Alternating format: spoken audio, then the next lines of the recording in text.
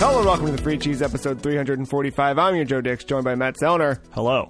The Free Cheese is a weekly video game podcast about video games brought to you once a week by thefreecheese.com. Hello, Matt. Hello, Joe. It's good to see you again. Yep. Another week. Another remote. Another week, another remote podcast, and we're doing it. The new normal. Welcome to the new starting line.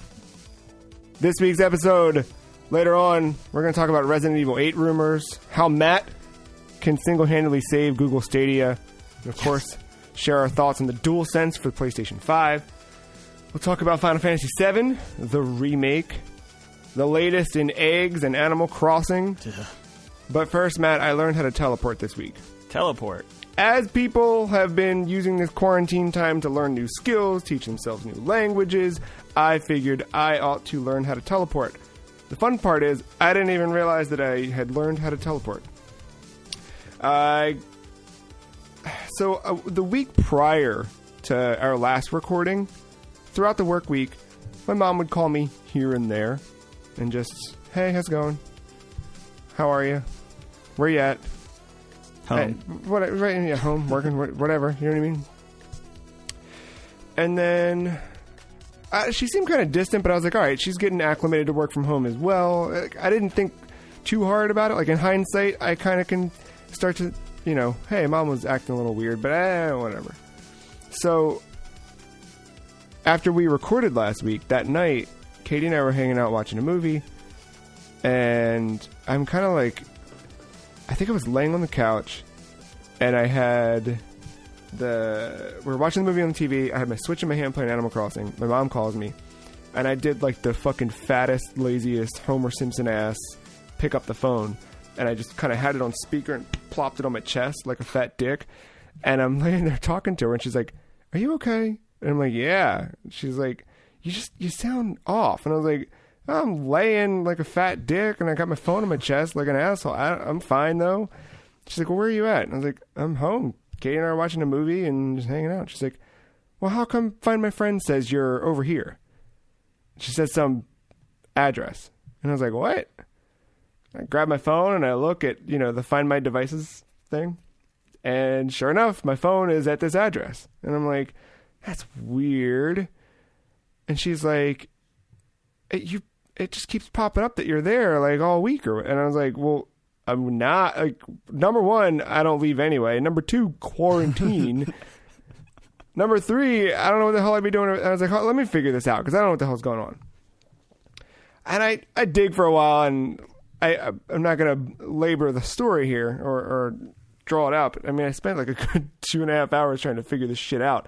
And I watched in real time as all of my Apple devices, just my Apple devices, and I've got Katie on Find My Friends. Hers were here, but mine simultaneously would just move from here and just to this other address. Literally just like jumping back and forth. And it was the weirdest shit. And it would be like my iMac is at home, but my iPad is over there. And it's like 5 miles away. It's not like, oh, okay, the triangle that this thing paints, because sometimes you look at it and it's like, it thinks you're 2 houses up. It wasn't that. This is like miles away, like a different house, different fucking zip town, code. Different zip code, literally different zip code. And I'm like, I don't know what the fuck this is doing. I couldn't think of it at all. I had no idea why or what or whatever. And then I remembered that the new neighbor that moved in said that when they bought the house like a month ago, said they were moving in from, and they said kind of loosely where they were moving in from. And I knew the area. And it just so happened that my phone thinks I'm basically where the new neighbor had described they used to live. And I was like, well, what the fuck? How? What? That doesn't make any sense. But then I'm thinking, they had Xfinity Comcast services, like internet installed last week. So I wonder if the transfer of the service just kind of carried their IP credentials over. And then because of the way that iOS kind of triangulates your position based on nearby iOS devices, it did something stupid. No idea. But I called my mom back and I was like, all right, I don't know, but here's my best guess. And I'll tell you now, as we're recording, everything's back to normal. Locations are all fine. And I checked like all the stuff. Like, are there any weird devices on my network? Is my all that crap. Like, it was nothing that. It was just those devices. And when I called my mom and told her, like, here's my best guess. Like, best guess is they moved in, it brought their IP, and then I, like, somehow piggybacked on something, and it thought that I was over there. And she was like, I didn't know what was going on. I thought you were lying to me the whole week. You were having some secret affair or something. She's like, I just kept calling you. And I just say, like, hey, how are you? Where are you at? And every time you said you were home, I was like, you liar. She's like, I didn't know how to address it. I didn't know what to say to you. I didn't know what to say to Katie. I didn't know how to do it. And I was like, what? She's like, I kept getting your brother to call you. And I did notice, like, my brother was calling me, like, every day. And she wasn't telling him either. She wasn't like, hey, I think Joe's cheating on Katie. You need to call him and figure out what the fuck's going on. She was just saying, like, have you talked to your brother? Is he okay? Is everything going all right? So he's calling me. He's like my brother and I talk pretty regularly, but he was FaceTiming me every day, like, specifically to see me. And he was like, we got to keep in touch. We got to see where. So I was like, what the fuck's, like, I was not that upset because we're in a weird time. So sure, it's fine. But it was just a abnormal behavior, and then you kind of backtrack it all, and then, like, my mom, she just said, like, she said the one night she called me and I said I was home doing whatever, and she was like, he's full of shit. And she called my brother and she was like, call your brother, make sure he's okay. So Sean called me and he's like, hey man, what up, what are you doing, whatever. Talked for a couple minutes. I was like, not much, just wrapped up my day at work, checked in with Animal Crossing, did blah blah blah. And Katie and I are Katie needs me. We're wrapping up dinner. She's wrapping up dinner. I'm gonna go help finish, and we're gonna eat, dude. I'll talk to you later. He said my mom says that he calls her back, and kind of he's like, yeah, he's home. Katie's wrapping up dinner. They're hanging out, whatever. And she's like, he's lying to him too. Like, she didn't believe any of it. It's pretty fucking good. That's really good. Learned how to teleport in the last week. That's wild. That's wild. Like, how do you even troubleshoot that shit? Like, you know what I mean? Like, you don't. And it's going to take like 4 tiers of Apple support for even someone to even think of that. Yeah. And again, like, I still don't know. It's just a best guess on my end of, like, yeah, that's probably what happened. Yeah, that's really weird. So besides teleporting, have you what have you been doing besides video games to keep yourself occupied throughout all of this? If someone's out there listening and they're like, look, I've been playing video games too, but I need something else to do, what's the Matt go-to? We have come up at my household, because I still live with my parents and my sister, at 3 o'clock. 3 o'clock, hard 3. Hard 3. I will stop whatever I'm doing, whether that is playing video games or whatever, and I will come down to our dining room table. I will grab a drink for me and others, and we will play cards until dinner. What kind of cards? Rummy. Explain Rummy to me, because I feel like my mom used to play gin Rummy, whatever the fuck that means, but I don't know what it is. When I think of Rummy, I think of like a pack of cards that I had as a kid from like Chick-fil-A or something that taught you how to play Rummy, and it had a toucan on it, and that's Rummy to me, is a toucan on a pack of... That's it. Cool. All right, so we're using the best set of cards we have in the house, Ninja Turtle Funko Pop cards. Can we end this podcast? So each player gets dealt 7 cards. You put the rest of the deck in the middle, and you flip a card over. And essentially, you want to make either pairs of 3s or runs of like the same suit, or like a straight of 3s. And then once the first once the first pair or run is established, you can add on to it. And then the point is to get out, do all your cards. But each turn you take, you must draw either from the deck randomly, or you can pick up a card that is laying out. Now the thing is, the cards get stacked, so if you pick a card that's like 4 cards back, you have to pick up the entire stack that's on top of it. And then you got to keep building whatever. You deal with the bullshit. And then you get all those cards. So yeah, you're every turn you're at least drawing either from that set stack or whatever, or just randomly, and every turn you're discarding. So then that discard goes into that stack, thus building that up. And then you keep going until someone is out, and then you get points based on the cards you have put down as part of your trios or adding on to other people's trios. And then you kind of do a score, and then we play up to 500. Okay, 500 rummy. I've heard of this. Yeah, and then the car. If you don't get out, if you have cards in your hand, you deduct those points off from your table, so you can get negative points as well. So if you dangerously pick up 8 cards because you need that one, you could end up having like 8 cards in your hand by the time the round is over, and those 8 cards based on their values will deduct from what you have on the table. And if you only have like 2 sets of cards down, that could easily be a negative. But yeah, that's what we have been doing in the household to stay a little sane. Is that a daily, like every that has day of become the week? Daily.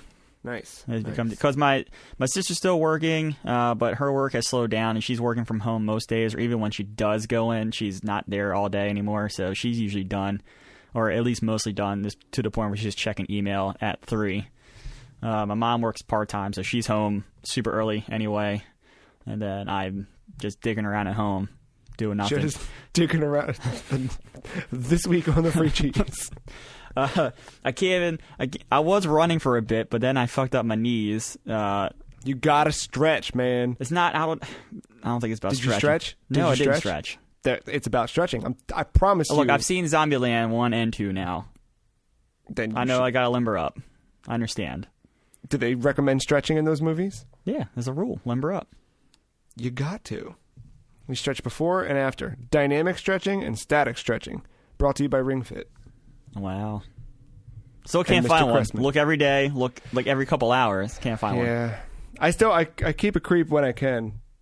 I even have it. Like I don't go out much, and if I do, it's mostly to a grocery store. But I know like my mom usually runs, like when she gets off work, she usually goes to a supermarket or whatever, occasionally running into a Walmart or a Target, and I tell her, look, just peek. Because sometimes those sites lie. They say they're out of stock, but there's one just chilling. Yeah, there's one, or they got the shipment in, it didn't update on the website. Yeah, so she's been peeking for me as well. It sucks because like, you can't even just order it and say I want it, Yeah, no. And have it just show up whenever. It's fine. I mean, it's piqued my interest enough where I think I would still want it even after all this is said and done. But yeah, I need to get active somehow. So it's been good. I mean, it's been. I'll tell you, like today, I was fucking pissed because I didn't want to work out because I wanted to just play video games. But this is a video game. I mean, yeah. I have closed my rings on my Apple Watch every day since March 9th. So I didn't want to, like now I'm to the point where because I don't know if you can see it or not, but I don't want that to not happen. So I'm just like, I push myself every day to just like fucking move a little bit. I don't even put on my watch. Like I think I put on my watch 3 days out of the 7 this week. Like I think today is the 3rd day this week.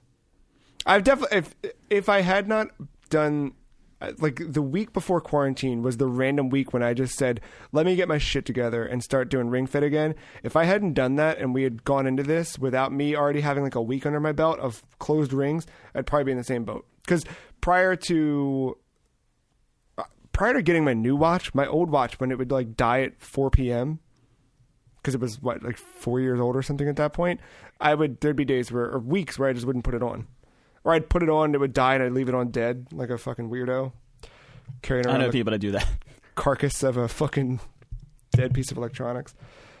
Other than that, I've had the midnight butter going on in my life, which I had to cool down on that as well. Midnight butter? Oswald has been drinking a fuck ton of water. And it's after we changed his diet and removed... You know how the boys have to get special toppings because they're picky as fuck. We put our foot down. We're like, no more special toppings. We're done with this. We can't. You got to eat dog food. No little bits of cheese. No little bits of pumpkin, green beans. Let's nix it. And we did that. As soon as we did, Oswald starts drinking a fuck ton of water. So I said to the vet, "Does he have a bladder infection? Is everything cool?" And he was like, "Well, I don't know. What did you do?" And I was like, "Oh, we fucking changed his diet." And he was like, "Well, he's probably drinking more water because you took water out of his diet." Dingus. And I said, okay, thanks a lot. Got him. Burn. So now we're like slowly transitioning back to giving him his toppings so we can balance out the water weight. But he just fucking slams water and he has to go out to piss like 6 times in the night. Like literally by the end of this work week, it's gotten better to where he goes out maybe 2 hours after we fall asleep, and then that's it. But earlier in the week, it was like I'd go lay down at like 11:30, and he would ask to go out like 10 minutes after we were in bed before I fell asleep. Then he'd wake up at 1, 3, and 5, like every 2 hours. God damn. And what he would do is go out, he'd piss a fucking just gallon of piss into the backyard, and he'd come in and he'd drink most of the bowl. And I know what you're thinking, don't put water in the bowl, because there's no water, he just won't keep drinking, right? Then he just fucking smacks the bowl. He just hits it with his paw and bats at it and stares at you and is like, where's my fucking water? It's a vicious cycle. I called the vet again. I was like, are you sure? And they're like, yeah, just give it some time. I'm like, all right, fine. But what happened is, because I'd wake up groggy and agitated, and while Oswald's out in the backyard, I'm slipping myself a little tablespoon of peanut butter. And I noticed halfway through the week, I'd wake up with stomach aches. A real bad stomach, like not bad, just kind of like, eh. And I was eating those, and I got these little cinnamon marshmallows that are real fucking good. So it'd be like 1:30 in the morning, 3 o'clock in the morning, let Oswald out, let me get a tablespoon. Let me grab one of these cinnamon marshmallow squares. Cubes, whatever. Mm-hmm. And I'd wake up with stomach aches. And then I ended up writing a song about it, and that's been the week. Wow. KK complain? It literally... You want to hear it? I don't know. There's no words. I mean, I have words to it, but I took the words and then turned it into... Can you hear that?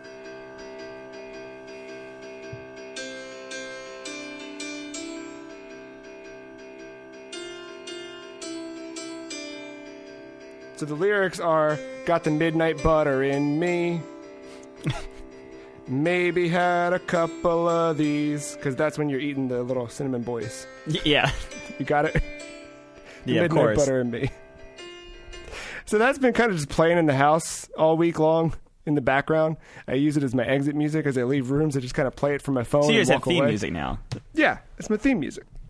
The Midnight Butter. It's a classic tune. Well, I got to put my music composition skills to the test. Yeah, all that music theory, you know.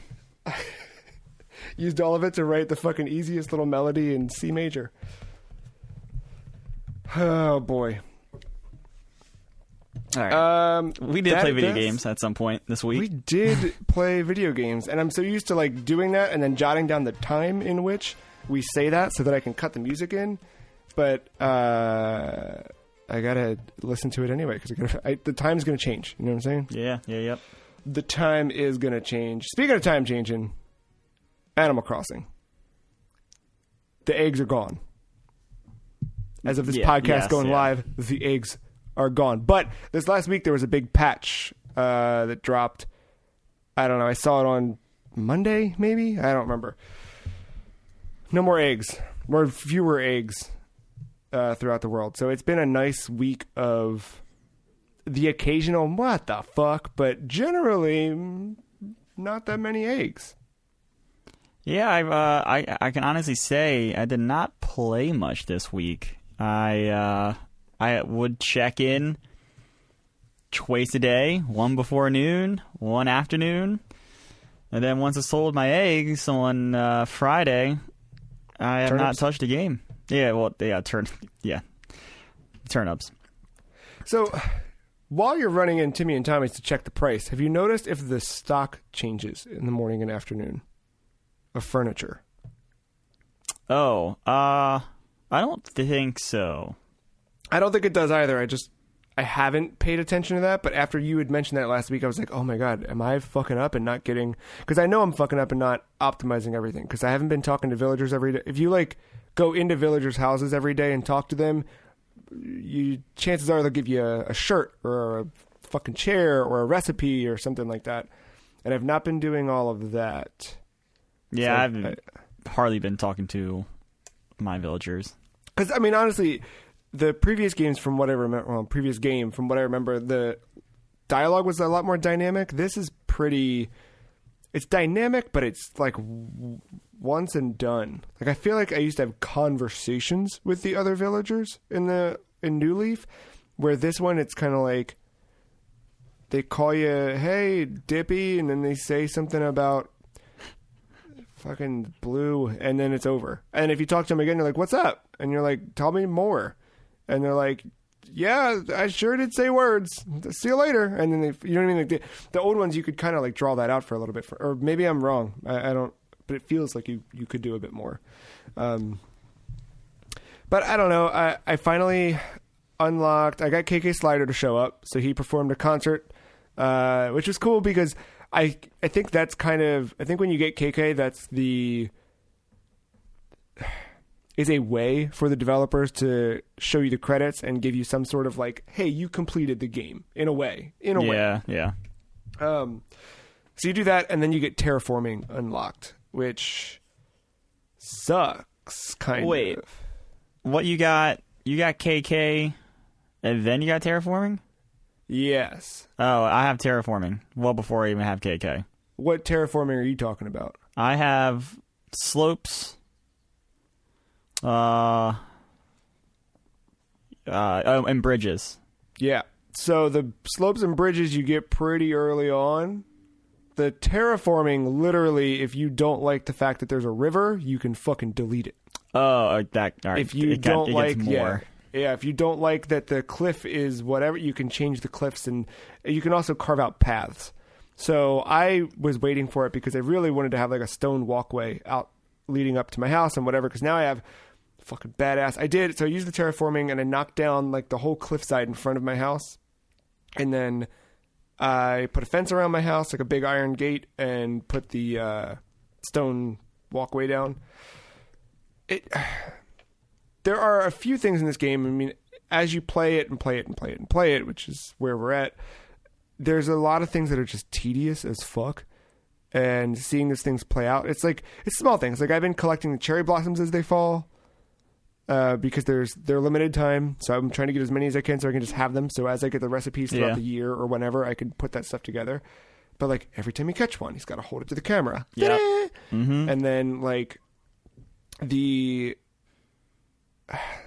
crafting stuff, I kind of forgive it, but I wish that like if I were making like the fish food, like the fishing tournament happened on Saturday. So as I did that, I sat down, I went around, I dug up fucking 37 clams. And then to turn all those clams into fish food or fish bait, you have to go to the bench, say you want to craft the fish food, hit A to craft it, mash A to make the animation go quicker. Do you want to craft again? Yes, I do. Fish food. Do that 37 times, where if I could just say craft 37 of those or craft the max amount that I can of that item, that would be ideal. Yeah, even the stuff like having to go from like the flimsy axe to the regular axe. Like, I wish there was a way like they can just incorporate those materials. Yeah. Or just like realize that I have the materials to make the flimsy axe, or just like skip the step. That stuff gets mildly annoying, but I mean, it's a few seconds at the end of the day, but they pile up and you get It's those things when you kind of have like, okay, this is my goal for, because Animal Crossing, it's all about making your own goals in some way. And once you have that in your head, and then you have these little tedious moments of bullshit that just stop you or slow you from that, that's the part that's aggravating. But I think generally I was like starting to fall soft on the game. I think honestly, once those fucking eggs started to disappear, I was feeling a lot better about it. I think my thing too is I needed a goal, and now my goal is I want my first room when you walk into the house to be an arcade. So it's just trying to find the fighting or the arcade machines, pinball machines, trying to find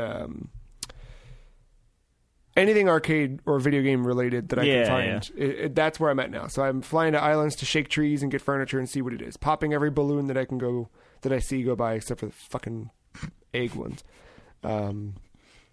But it's that, and then just seeing like how the different features in the town upgrade. Like I feel like I'm close to Nook's Cranny upgrading to the next level, but I don't know what triggers that. I think in the old games you had to spend a certain amount of money before it would upgrade, or you had to donate X amount of somethings to the museum. I can't. There's different things like that would trigger changes in the town. So, I have the clothing shop finally. The Able Sisters moved in, so I can kind of go in there every day and just see what the catalog is. Pro tip on that: don't look at anything in the store. Just walk right into the fitting room, and you have everything that's on display in every available color option.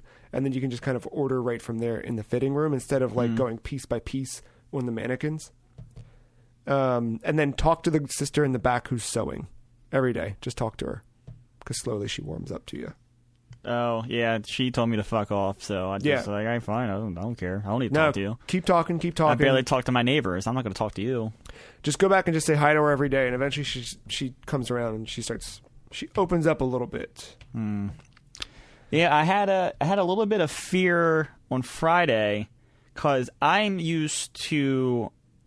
I mean, I don't actively trade, but like I am used to the market hours in real life being Monday through Friday, and I had not sold my turnips through Thursday. So I knew in my head, I was thinking, oh shit, Friday's the last day. I gotta get rid of these boys. I'm gonna have to lose money here potentially. I ended up selling for like 40 bells higher, so that ended up working out well. But like this entire time I had this fear. I'm like stressing to Victoria about it on Friday morning. Like, I gotta get rid of these. This price better be good. She's like, Matt, they sell on Saturday, right? Saturdays, I'm like, oh yeah, that's right. Because I'm like, yeah, I gotta wake up before 12, before these work calls, and I gotta check the prices. And if the prices are good, I gotta sell. But if my price isn't good, I need you to open up your Switch to see what your island. Yeah, I'm like stressing out about these turnips that I have that I threw like 80,000 bells at last week. So then what was your return, like 120?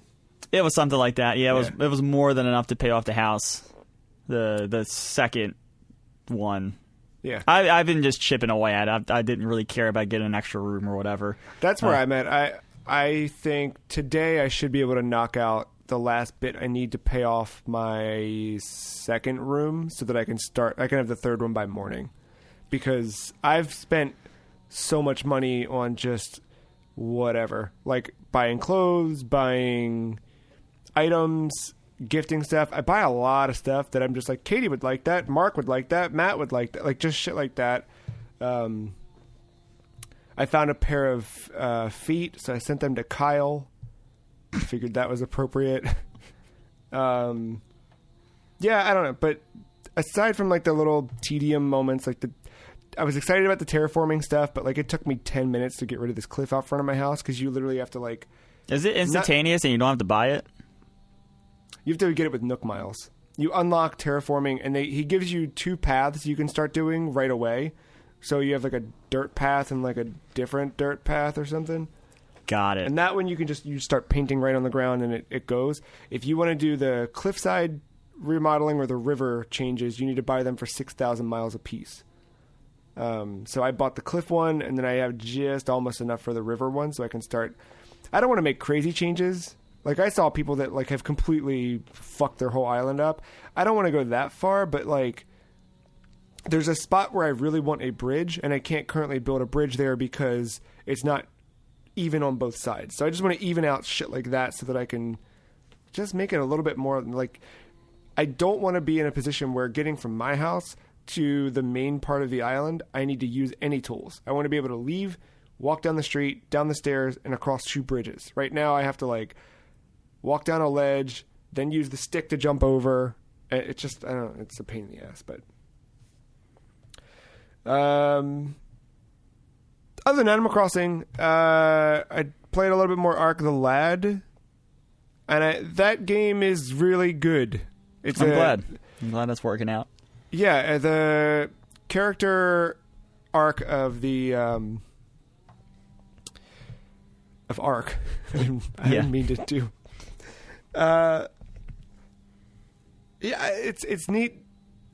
Again, like I mentioned it last week, I think the big draw for me is like the character animations and like the unique situations you get to see play out. Like there's these little set pieces and these little like stories that are kind of constantly unraveling as you get deeper in, but it is very much punctuated by battle after battle. So you are kind of, you watch a cutscene play out, you progress the story a little bit more. So I forget where I'm at right now, but I'm past the point of like where that king or whatever wanted to test me, and I've got like my solid party, and we freed somebody from jail, and it's kind of like now you're going around almost like Final Fantasy VI, where you're kind of like meeting this ragtag group of characters and slowly assembling your party. I'm doing that throughout the world map, but it is very much like you walk in, you look at the map, you pick where you want to go, you go there, and it's a grid-based fight these things and level up. And some of them are more difficult than others. I'm getting my ass kicked in some of them, and then, you're back to home screen. Let me reload a save and go back in. But I thought I was going to beat it, but I ended up getting sidetracked with, I was like dicking around with Final Fantasy II and shit like that, just getting excited about 7. But I still, like, Arc the Lad, I think, I don't know about the second one, because it seems like that's where it picks up and carries the series forward. But this one is, if you just want like a nice little SRPG, it's pretty cool for that. Yeah. How about you? Besides the big release this week, I really have just played a shit ton of Call of Duty Modern Warfare, all the multiplayer modes. Oh, well, I was gonna say, because I know it's been Warzone for a long while. Yeah, I realized that I wanted a certain suppressor on one of my sniper rifles, and it was like a double XP weekend. So like there's different types of XP. There's just your regular XP to get your regular level up and like your battle pass if you owned a battle pass or whatever, and then there's XP on weapons specifically for using them and getting kills and all that stuff. That XP levels up the actual weapon itself, and as you get levels, you get different camouflage patterns, attachments, all that good stuff. So I realized I was like close enough where if I played multiplayer for a good bit with a certain certain sniper rifle during this double XP weekend, that I get this suppressor and I wouldn't have to grind getting it in Warzone. So yeah, I just started playing it, and I forgot I actually really like multiplayer in Call of Duty, and I've had this weird little renaissance back when I was in like high school and college, where I've just been staying up late playing Call of Duty. So a couple questions there. How is it jumping back and forth between Warzone and the standard multiplayer? Is it any different at all? I mean, it's definitely different. I mean, you're dropping out of a plane, and and the maps are less congested. I mean, I think I just realized, like, I don't know, the one is a battle royale. You have to play a little bit differently than just regular multiplayer. I can tell you what, I've probably used more loadout slots than I ever have in a Call of Duty game, because I have all these different Call of Duty, like I have the regular multiplayer ones that I've been using for like weapon grinds. Because I got back in the multiplayer, I forgot how satisfying it is to complete like those missions that make you do different things, whether it's in multiplayer or use different weapons. So like one was called Weapon Mastery, and you had to get like 30 kills with each of the different weapon classes. So, like, I was running around using pistols, which I never do unless, like, I'm desperate for my secondary. So, like, I was just doing that. I'm currently working on one that just focuses on SMGs. So, like, I was doing all of them. It makes you play the different multiplayer modes. So, like, it might be, like, win 2 games in headquarters instead of you just playing team deathmatch all the time. I really like the way they do the queuing. I think I talked about this when it first came out, but you don't just go into, like, the mode you want anymore. You actually, like, you can do, like...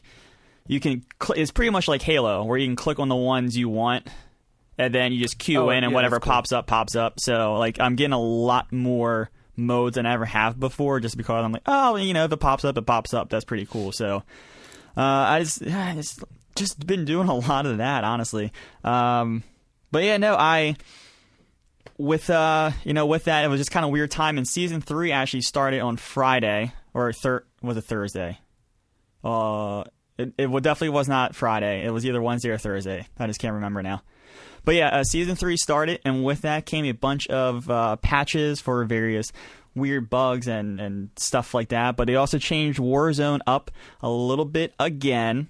So Warzone did initially switch from trios to quads for like 24 hours.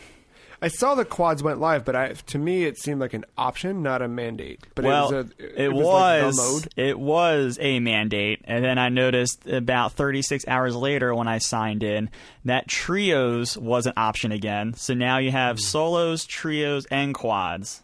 So you got 3 different queues to go into. And is it a thing where you're now all playing together? Like in PUBG, you would choose, like, if you were doing duos, it would only put you with other duos, right? And then... Yeah, that's how it's doing it. Yep, that's how... Okay. Yeah, so, like... It's not like you're a team of 3 and there's also a squad of 4 randomly... No.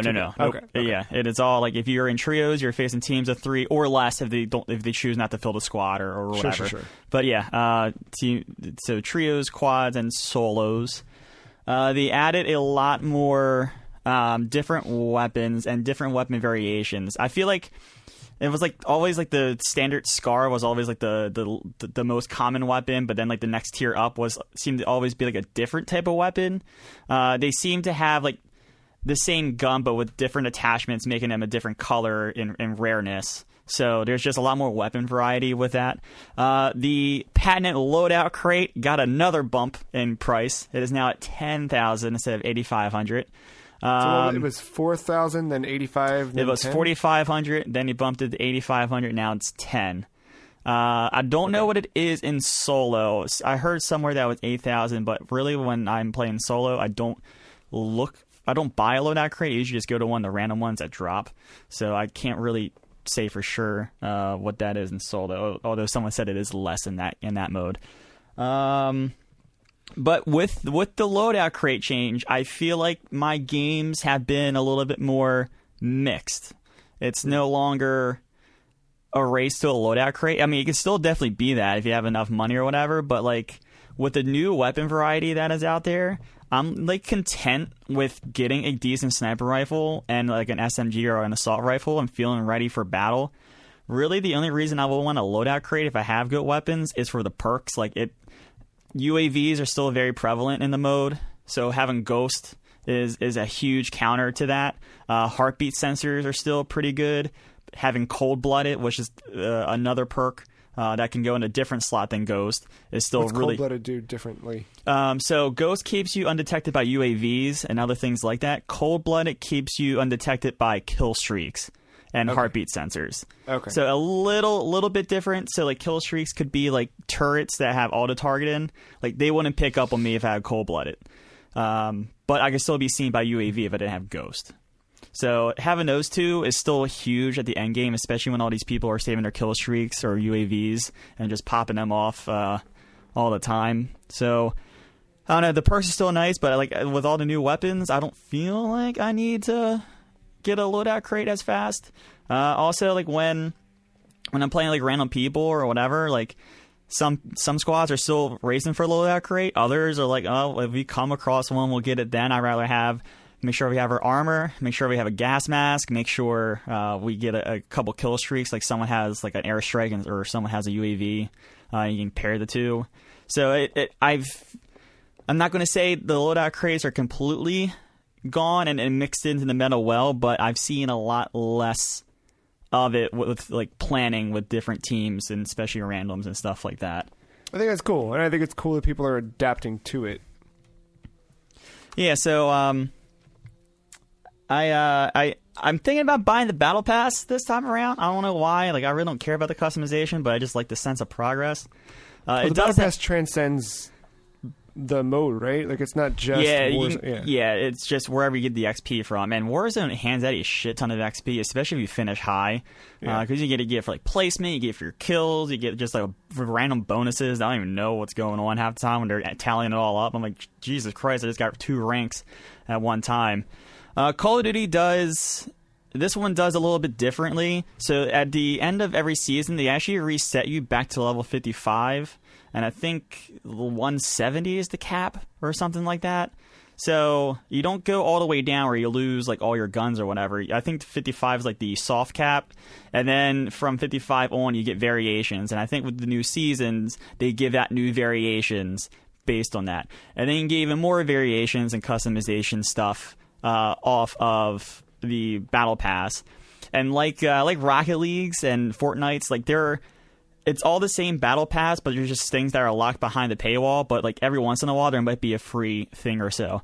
And the really cool thing is they do, and this is the thing that's tempting me. They hand out a couple hundred COD points every once in a while in the battle pass, which is their like premium currency that you have to buy to then buy the battle pass. So I'm really close to being like halfway there. So what would be like a... So last week you bought Dogecoin, and now this week you're buying Call of Duty coin? Yeah. Okay, got it. Just making sure. So like I'm so close to like being halfway there that I don't mind throwing like the having like the battle pass for essentially 50% off. So, you know, I'm kind of like, why not? And it does the cool thing of like, I don't have to do it now, but I can still keep progressing it, right? And then once I buy it, I get everything like that. It's not like I'm getting to a delayed start by not buying it right away. No, that's what I did with Magic when I was playing that a little bit more heavily. Or I started to play it heavily. I was like, oh, I'm going to buy the Battle Pass right now. Or whatever the fuck they call it, whatever it is. At Mastery Pass or some shit. And I was like, let me wait. Let me see if I actually stick with this. Because it was like halfway through the season by the time I was like getting kind of in it again. Yeah. And I was like, if I'm still in it by the end of the season, I'll buy it on like the last day you can buy it and then just grab everything. And sure enough, I fell off in like a week. So I'm glad I didn't. But I think in your case, I think it's safe to buy. But I think also having that big lump, like, look at all this shit. Yeah. So I think the other thing that's going to help with that too is like Nick already, right before we started recording, he said that he bought it after he like looking at it in detail. But like the other thing is like I just like playing Warzone with like either solos or with randoms. Like I don't have to play with someone. Especially all the crossplay stuff. Like it's just interesting to see the mixes I get.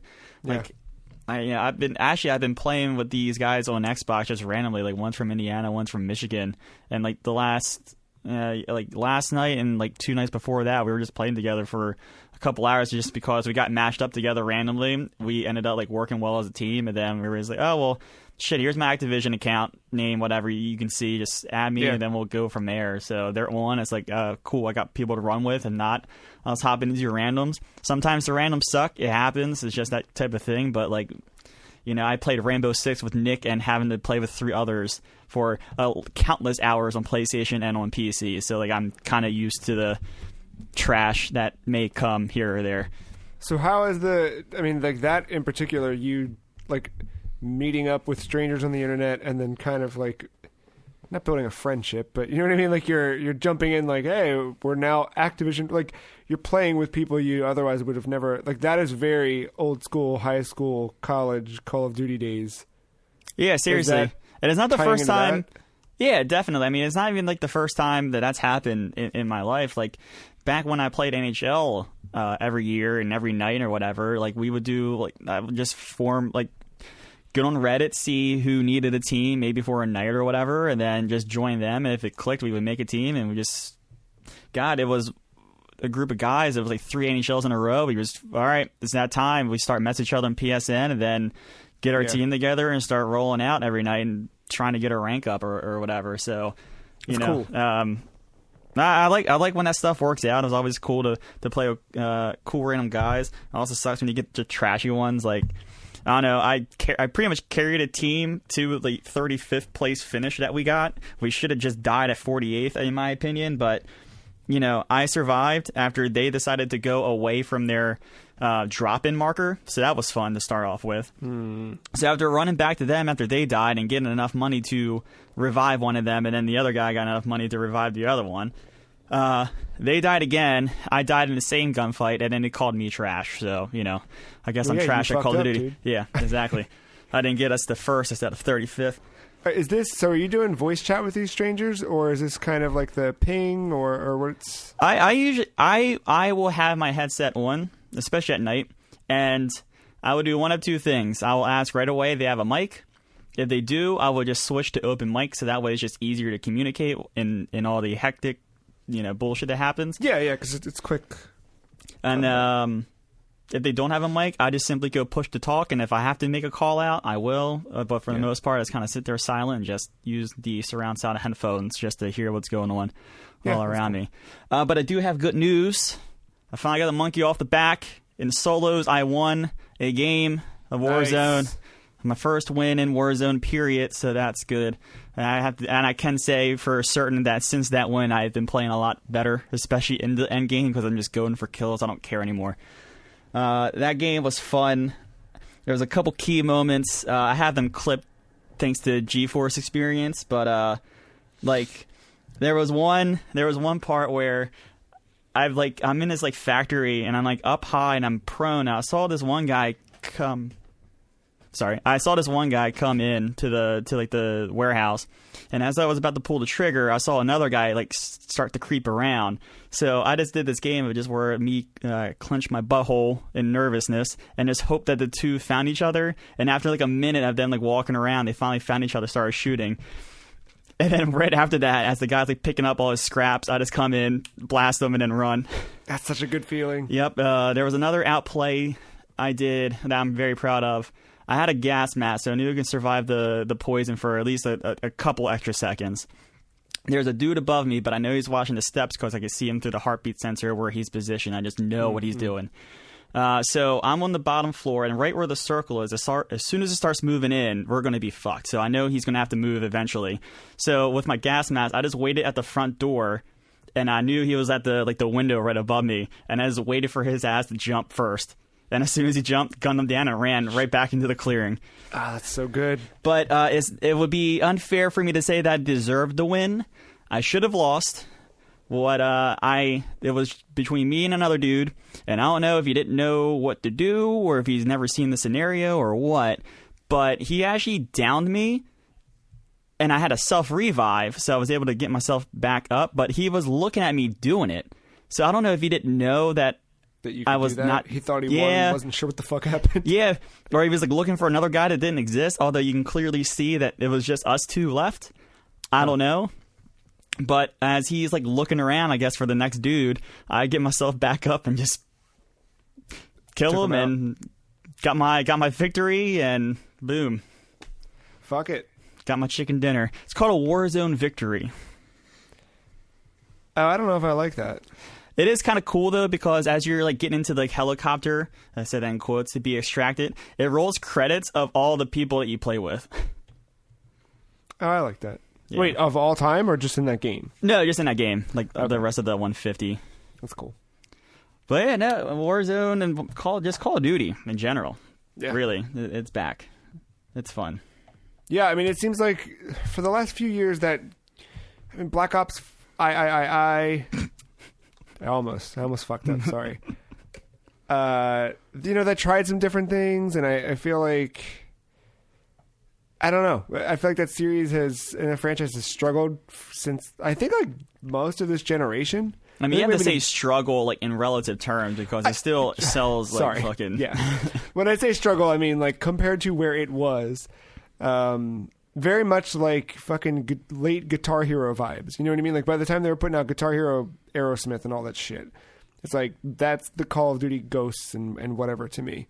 But it seems like it's, Oh, and one other thing, they are not scared to make this a rehash of all the best multiplayer maps or the ones they consider a favorite, because they were touting the new multiplayer maps, and all they did was just bring over 2 other maps from other games. And I was like, all right, well, they're new, all right. That's one way of, Yeah, it's fucked. But people aren't complaining about it. That's the thing. I don't see people oh, they're so lazy, you copy paste, blah blah blah. I actually don't see any of that. At least honestly, if it were, I think of another Activision franchise I've been playing a bunch this week, Tony Hawk's Pro Skater. Mm-hmm.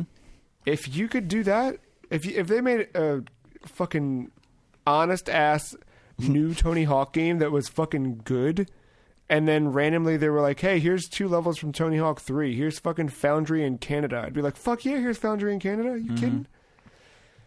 I don't know. But no, it's real good. I'm glad it's kind of found some legs here with this game. I'm curious to see what they do. With Warzone being what it is, they're down to 2 development teams again. Yeah. I'm real because technically now it would be Treyarch's turn, but Treyarch, yeah. Yeah, wait, no, it'd be Sledgehammer. Sledgehammer got folded into this. Well, that's what I mean. Technically, this year would have been Sledgehammer. Yeah, and then it would have been Infinity Ward. Yeah. Yeah, so like, what do you do now? Do you just? Well, that was the Schreier thing. Is that this year's game is going to end up being Black Ops I. That'd be crazy if they did it. I hope they do it. I think that was the idea because they wanted to pick up. I don't fucking know. One more Call of Duty thing. Did any interest in that Modern Warfare 2 remaster? Nah, not really. Like I said, I played it back in the day. I'm not like itching to replay that campaign. Because it's just the campaign. There's nothing. It's just the campaign. It's not bringing back the multiplayer like the first remaster they did. Yeah. With Call of Duty 4 Modern Warfare. Yeah. So. Fair enough. I got one more little baby one to talk about real quick called Jet Set Radio. Oh. Did you ever play that? No, I never played it. Are you playing it? I'm playing it on Vita. Oh. Yeah. So, all right. At some point this week, I watched a Dreamcast documentary by Archipel on YouTube. They focus primarily on a lot of Japanese video game related things, and this one, it came out around the 20th anniversary of the Dreamcast in America, or maybe a little bit before then. I can't remember now, but the documentary is called A Dreamcast, and it's two parts. One's about an hour and the other is just over 30 minutes. And watching that, they interviewed a bunch of people who were there making games for Dreamcast about they interviewed them in stages of kind of what they were doing before Dreamcast, what the Dreamcast allowed them to do, and kind of then talking about the closure of Sega's hardware division and how they they ceased production on that and kind of pulled the plug on it, and what that meant for them as developers during that time who maybe had been working on sequels to games or had just put games out on the Dreamcast. So they talked to a bunch of faces you recognize and a bunch of faces you don't, but named or franchises you definitely do. So they talked to Mitsuguchi behind Rez and Space Channel 5, of Tetris Effects recently. Yeah. And his was interesting, going back and forth talking about he was co-developing Rez and Space Channel 5 at the same time for the Dreamcast, and he was basically, his day job at the studio was to work on Space Channel 5, and then they would kind of like stop, and then he'd work until 2 a.m. on Rez, and it was kind of like his day job and his night job, and then he would leave from there and he'd go out to Shibuya or other places and just go drink with people who were also developing games, and they'd share tricks and whatever. He'd go home, he'd sleep, he'd wake up, and he'd go back in Space Channel 5. And he said like it was very, he didn't use the word bipolar, but just in that kind of just like jumping between the day and the night and the dark and the light kind of back and forth was an interesting dichotomy. Talked to, it was a handful. It was really, really good. I think well told documentary, and I think stories that I had never heard about the Dreamcast, but it reinvigorated my interest for that console, because by the time the Dreamcast came out, was way off of Sega. The Saturn, when the Saturn launched, I was like 6. So when a friend of mine or someone from school had one, and I was like, cool, where's the Sonic game? And they didn't have an answer for that. I was like, why would I get a Sega if it doesn't have Sonic? And then PlayStation stepped in and I had a Crash Bandicoot. You know what I mean? It was like I had something filled that gap that the Saturn couldn't. And by the time the Dreamcast came out and it did have a Sonic game, I was like, well, this is cool, but it's not a 2D Sonic. This is a weird 3D Sonic, and there's a whale in it, and I don't understand. There's a whale in it. And obviously, like, looking back, I'm like, fuck, I should have bought a Dreamcast. But, so I spent a while on eBay this week, like, do I do it? Should I pull the trigger? Should I do this? I was looking into like local video game shops to see what they're doing right now while everything's shut down. Are they doing anything where you can order from them and have them deliver, or do like a curbside delivery or something? I found one option, but theirs was like, hey, here's a Google sheet of all of our inventory, email us with what you want and we'll figure it out. but they didn't have Dreamcast listed, and I was like, do I want one that badly? Then I'm going to email them and be like, hi, do you have a Dreamcast? Hi, do you have this model? Hi. I was like, you know what? I got Jet Set on my fucking Vita. Let's party. That's a long roundabout way of telling you that I played some Jet Set. Yeah, all right. But it still looks really good. And even in the documentary, just seeing that game captured on a Dreamcast, raw-ass Dreamcast, it looked really good, even 20 years later, natively. But then the HD kind of remake that they did for Vita and I think PS3, the cell shading still looks great. It's like seeing Wind Waker HD, where it pops still. There's a couple things, like that game's very arcadey, where it's like, hey, you're in this level, you have this playground to run around in for X amount of minutes. You have to jump, skate, grind, and spray paint these sections. Go. And there's some things like that, camera control that gets a little weird and wonky, that I think is probably a lot easier on a Vita with a right stick versus Dreamcast, where you'd have to use the triggers for camera. But it's very much of that era, but it's fun. Yeah, I mean, they played like Tony Hawk like back in the day, right? Like, I never played Jet Set, but I know what it is.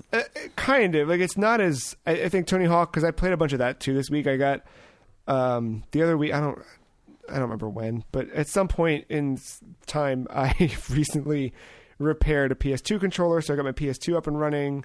It already was, but just the wires were hanging out. It was a mess. But I was playing a bunch of Tony Hawk 3, and I think playing the two of them back to back in a way, Tony Hawk is definitely more refined. Jet Set is very simple. I think the focus is more on the style, and it's not a rhythm game, but like there is a rhythm to the game, and there is to Tony Hawk as well. But I think this one is more. It's kind of just like. It's about building. As I'm starting to figure out ways to describe what I think Jet Set is, the more I'm like, oh, you could describe Tony Hawk that way too. But you're very much like building a line where it's like, all right, you need to move to this rail, to this thing, to jump to the.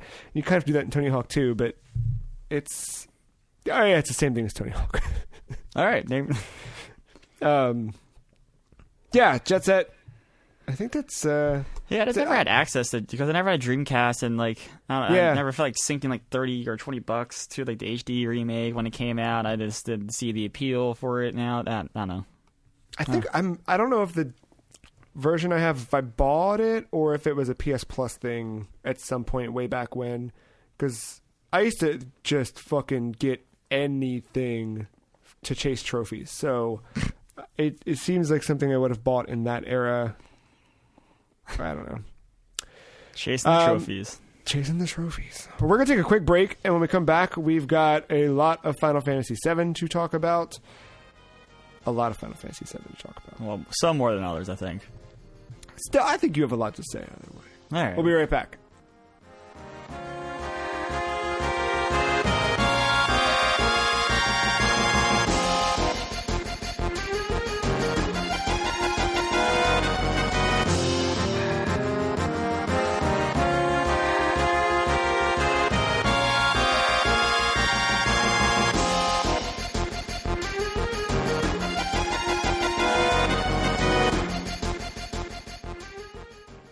Matt, we have both played Final Fantasy VII Remake, as it has finally released after, 20 years? Yeah, what feels like it. Only 5. Well, announced in 5, but honestly, I was watching a bunch of stuff and reading old magazines. Like, they talked about remaking that game back on PS2, just a few years after its original release. So technically... We had a PS2, then what? Didn't the PS3 have that tech demo? That was the one that really kind of like... Yeah. Made people think, all right, they're doing it. And then they did not do it. At least at that time. Yeah. So, obviously, I want to kind of say up front, I know that people who have ordered physical copies of this game are still maybe waiting on them. And by the time this goes up, may still not have them. So I'm... if you're listening to this, I don't want you to worry that we're going to spoil anything. I'm not going to talk about any story beats. I'm not going to talk about anything in particular. This is my impressions of it are really going to be more on the initial opening, And really just like characterization and some combat touches. Like that's kind of where I'm approaching this from. I will talk about some of the stuff in chapter 2, but I won't go past chapter 2, and I'm pretty well set on like what that is. It's going to be minor things, but I think as someone who has played the opening of the original game about 8 different times, there's some story beats I would like to not address, but just talk about, and I think what it's like. Yeah.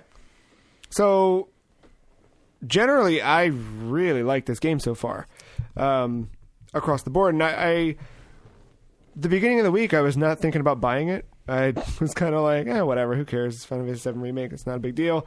I don't have an affinity for the original. It's Final Fantasy VII Remake. It's not a big deal. Yeah.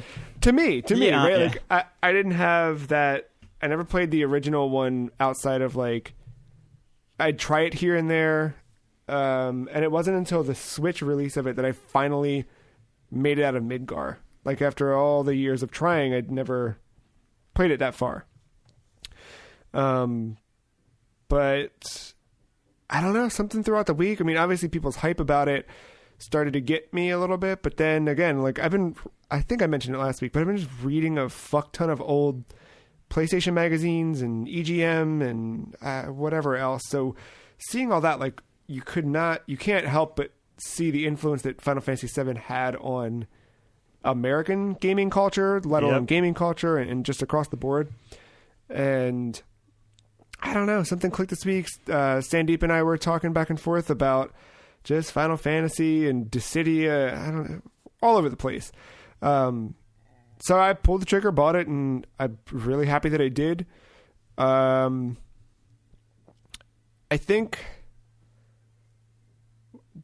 again, generally speaking, I think this game kind of fully realizes for me what 13 couldn't.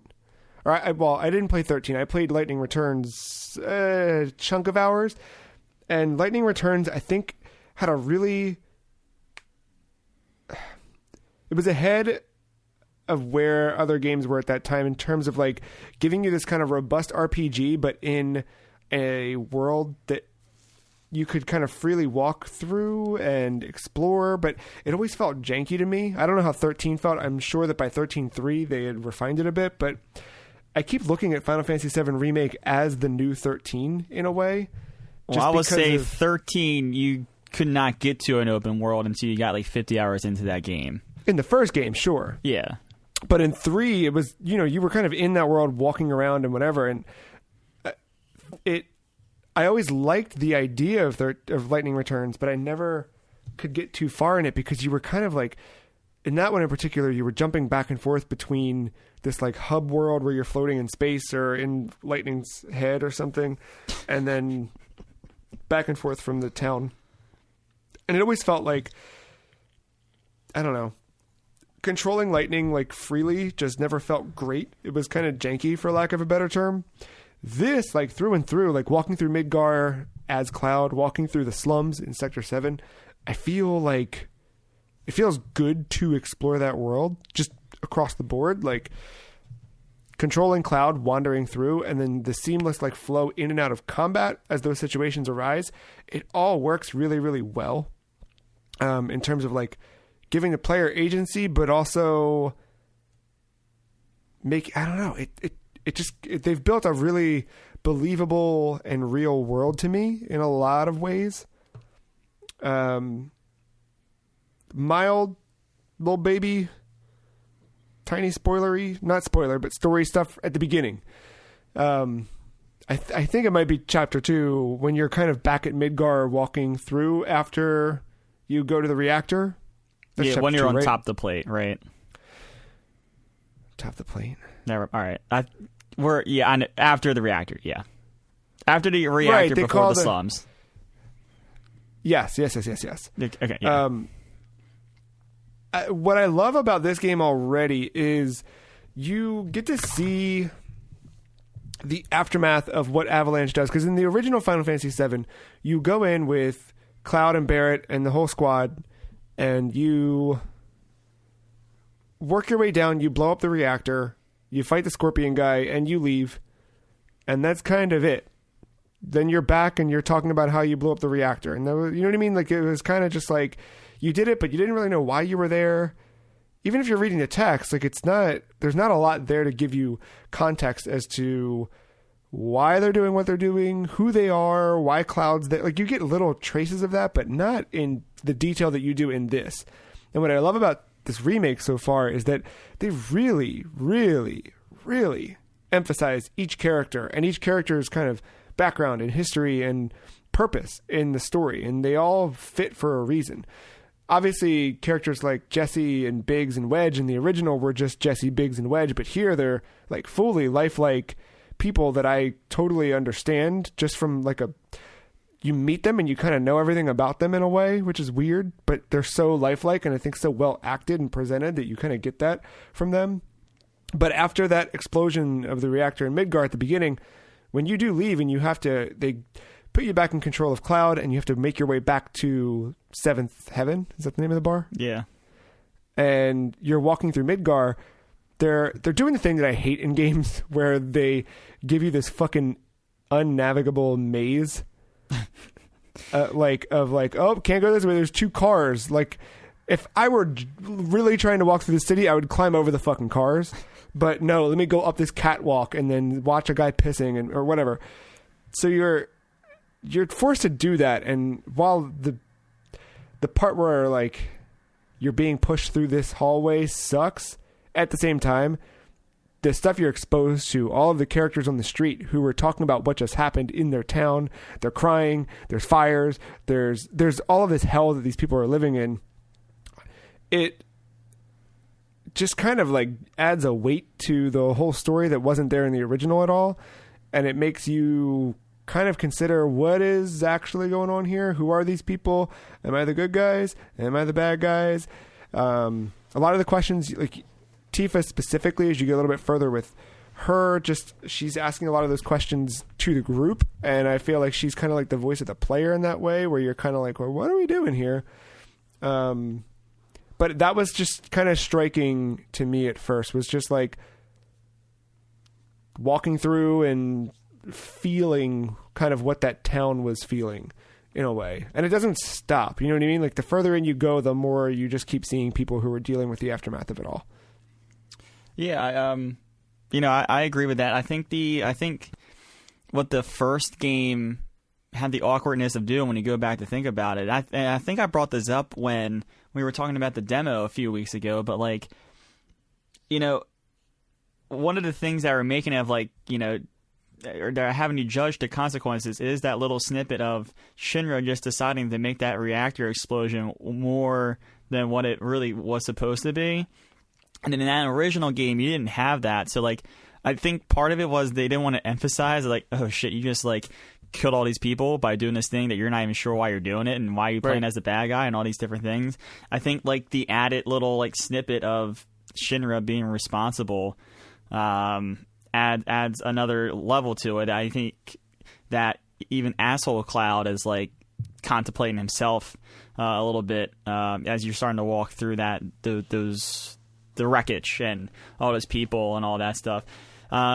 I'm playing with subtitles on, so I like the way they're doing like the little subtitles on the side for the people that you're walking by. I don't know if you have that on. Yeah. Like, that's really smart. And it's just like, as you're walking by, like, you don't have to sit there and wait for them. You just read their text, and you can just see all these people like, oh shit, well, should I leave? Should I stick it out? And you're kind of getting that little bit of like reaction of everything that's just going on around you. Especially in a crowd like that. Like, you walk through a crowd and you just have this wall on the left side of just like horror and misfortune and terror and people waiting for like anger, emergency services and all this stuff.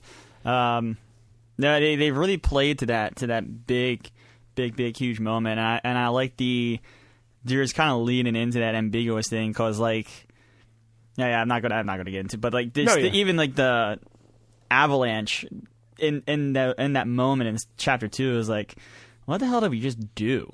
Yeah. So, that's another layer that's been added onto this, and I'm sure is going to come to a head at some point. It's just another thing to hate Shinra for when you get to that point. Yeah. Combat. The combat to me is So if you didn't play the demo, if this is the first you're hearing of the remake or unfamiliar, the way the combat works in this is, and I'll just speak, playing as Cloud basically, but this works across the board. But you enter a battle situation, and then in real time you just press square to attack. With Cloud, you're kind of using his Buster Sword to just hit motherfuckers. You can hold it to do a faster attack, and then as you're doing that, you're filling active time battle meters that you can then use to dispel abilities or spells or use an item or whatever. What I love about this is it feels like a natural evolution of that old turn-based ATB system that started with Final Fantasy IV, where you kind of have that same thing. And obviously 7, I think 7 was the first one to add the limit break. But having all of that happen in real time, where you have to you're doing what you were doing in the old game, but it requires more input from you, and you have to have a little bit more dexterity than just choosing from a menu, a list of options. But you are still okay, here's the enemy, here's the situation.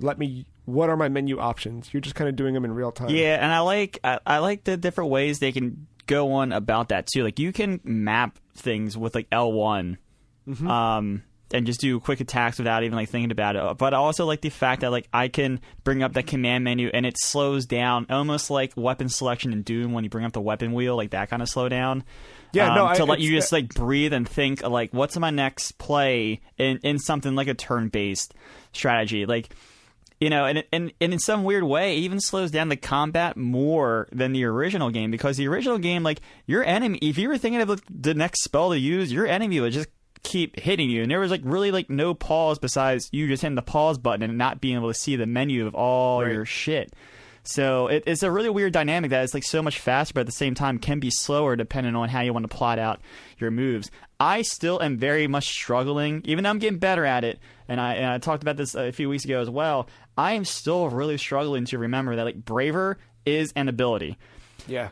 Magic cannot just be used at any time. It is an ability point. Those little things that I've been used to for so long. I'm probably able to say 100 hours of gameplay in the original game.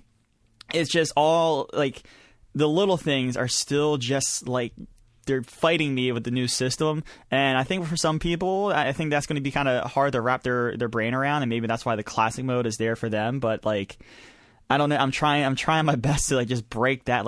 Dude, just mash Braver. Don't hang on to these things. And then those points where I'm all right, I need magic. And I'm fuck, he doesn't have an ability point. I'm fucked. And yeah. And even using an item, you just can't use an item. You have to have an ability point for that. So learning how to balance all those different things, it's kind of hard, at least initially. But I would say the game kind of puts the pedal on initially on difficulty and ramps up quickly, but then it seems to die off, at least from what I've played early in Chapter 3. So I think by the time it ramps back up again, I'll be familiar with a good strategy and messing around with my materia and figuring out what my game plans are going into battle. Yeah, Chapter 3 pissed me off because it was a lot of side quest stuff. Yeah, and it had to do that, right? Because you're used to this town, and it, for all intents and purposes, the key art on the buildings is still there. It's still the Sector 7 slums that I remember, but it's completely different. So that walkthrough with Tifa is necessary just for you to kind of wrap your head around everything. So it sucks, and it totally kills the pacing of the first 2 chapters, in my opinion. No, it does, but it is yes. But you're right. It's the developers kind of showing off a little bit. Look what we fucking did, which they should. It is, but then it's necessary because you have, because of the way this game is broken into parts, it needs to have the side quest stuff early. Unlike the first game, you really don't get that too early. So it's necessary to do, and I can't. I don't get paid to come up with a better way of doing it, but I'm sure that was a thing they thought about. How do we do it? And this was the best they can come up with. I mean, it works. It's literally the go kill 5 rats shit that, you know what I mean? It's that, it was, I think I did all the side quests in that chapter before moving on, because they do give you an option halfway through to fuck off and just move forward with the story. But I did all of them, and it was fucking kill rats and find 3 cats. And I was like, God, fuck this. And at some point, Cloud even says, this sucks. This sucks.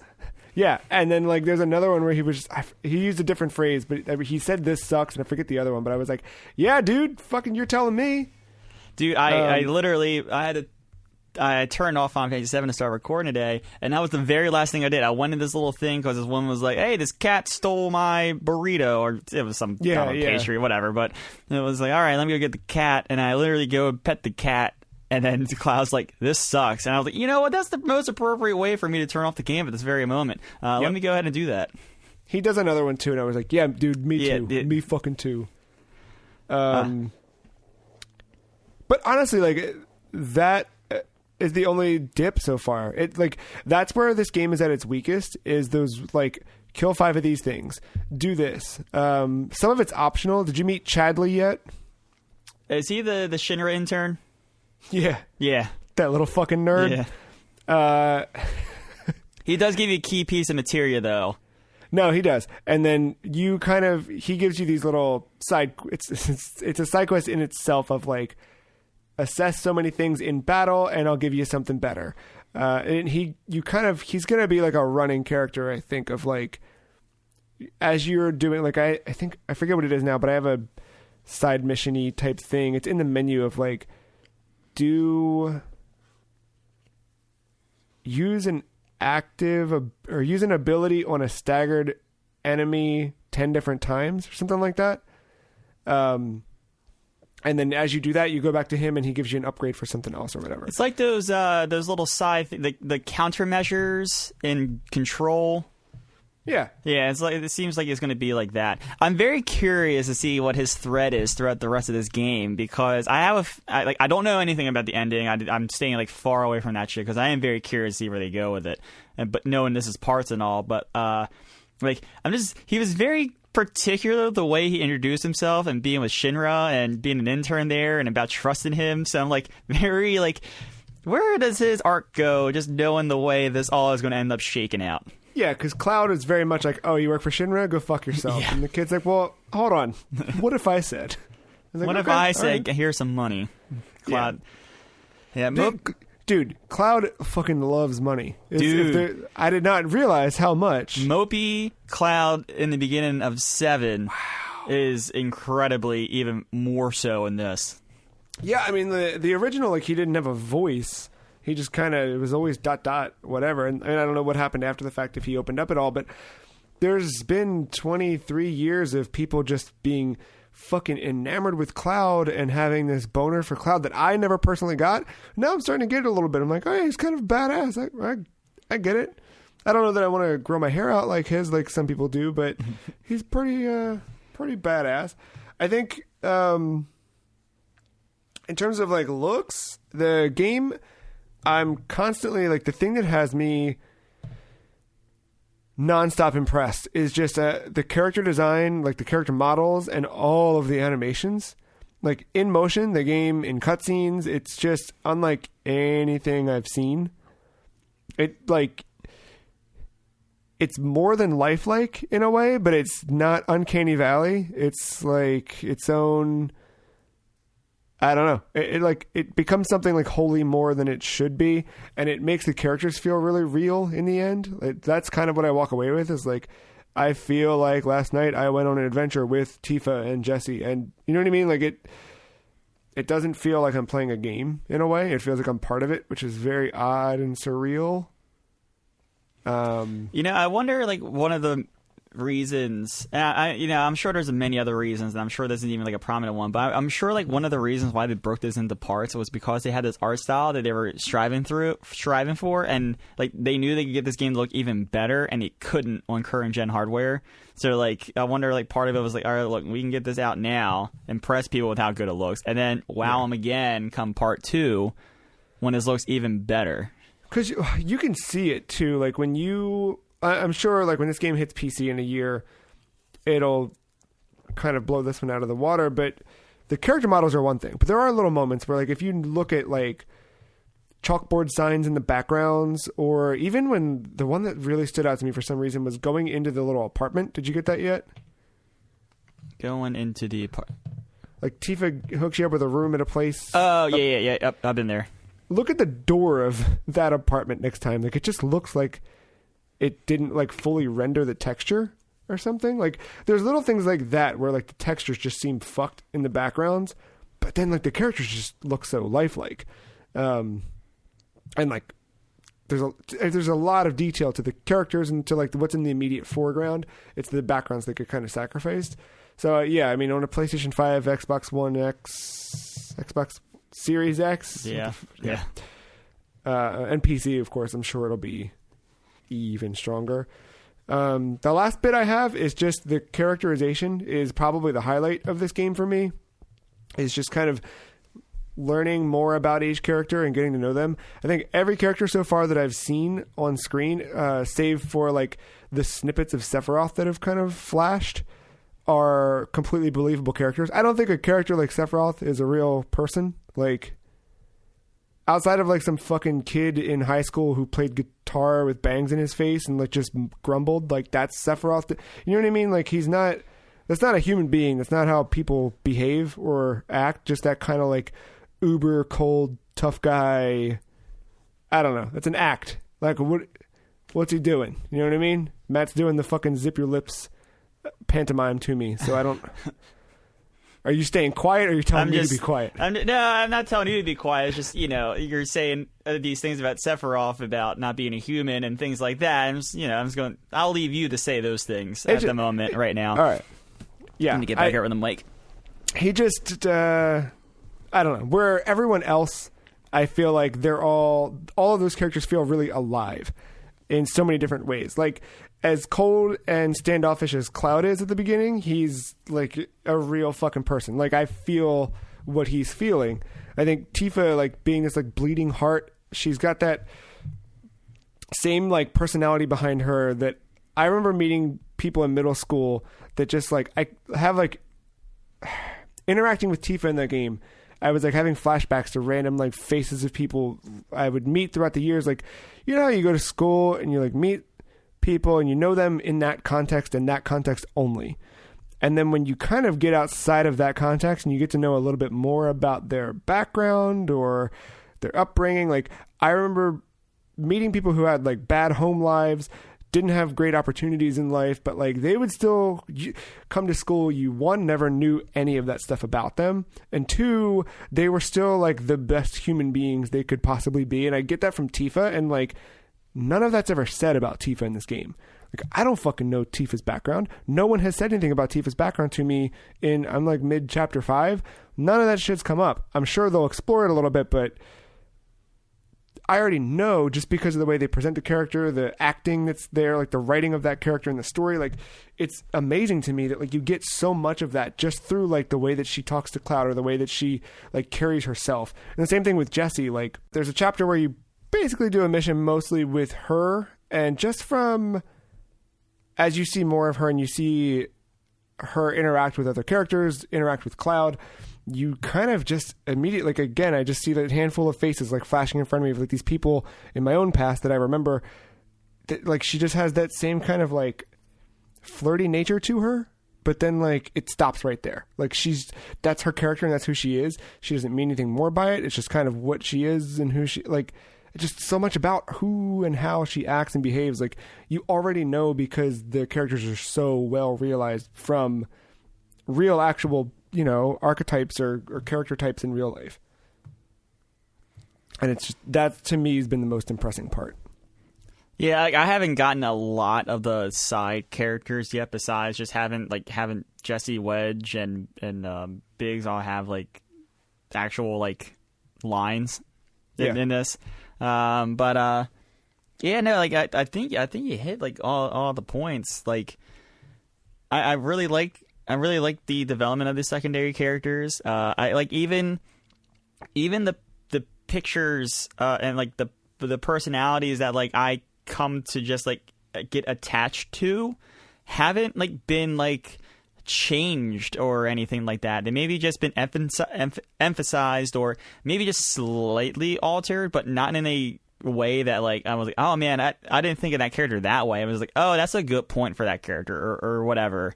So like, even like those main characters, like the characterization is still like, one, it's still very good, right? And then two, it's just like it doesn't deviate from what I remember. Like Cloud being so cold and mopey and everything, like that is him early in 7. Like he just it doesn't get better until you pretty much get to know Aeris a little bit better, at least in the original game, and don't know how it is there, but like in this game, but like there's it is really well done.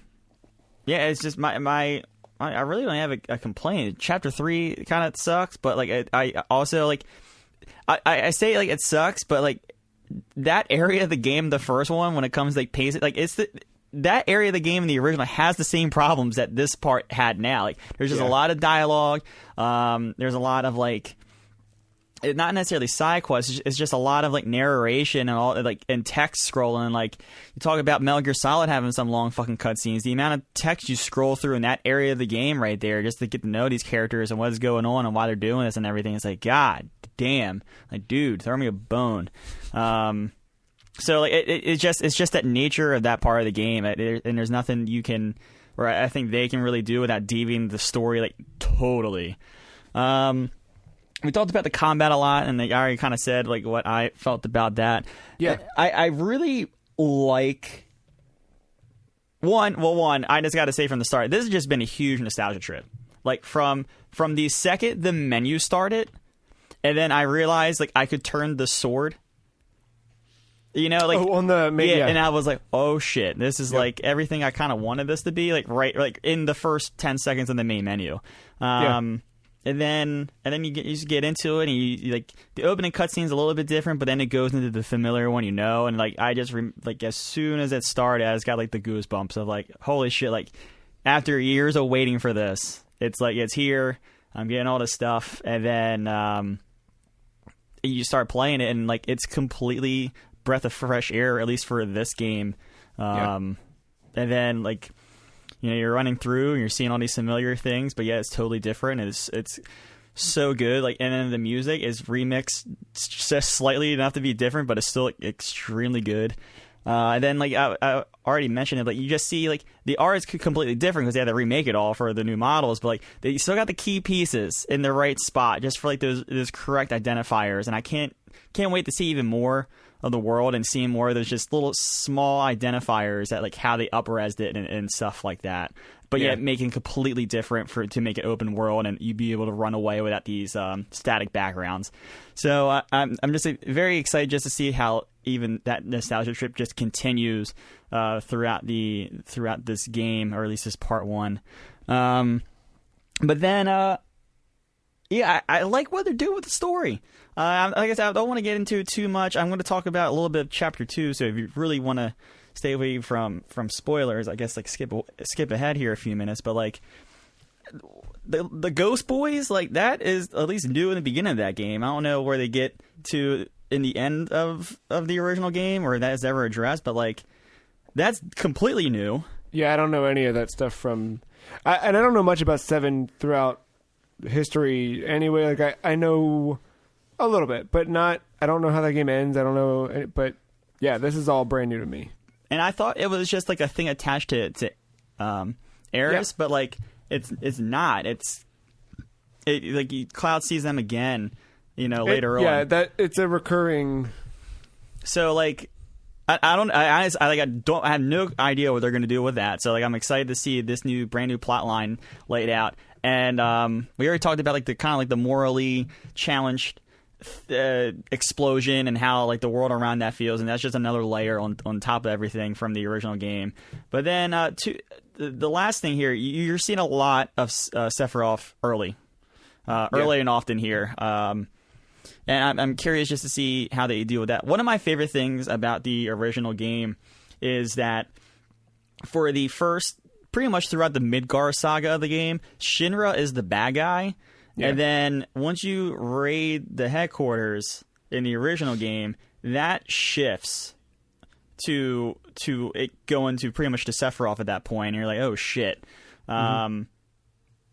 it's going to be different to see how they attack at in this game, because you're already seeing that he's like a bad guy from the start, and you already know that Shinra is a piece of shit because of what they did. So you already got these two huge pillars of antagonists, and you haven't met the rest of the crew from Shinra yet. So there's just a lot of new plot lines that I'm very curious to see how it plays out. Just knowing how the game, like at a core, wraps up and all goes together here. So yeah, I'm digging it.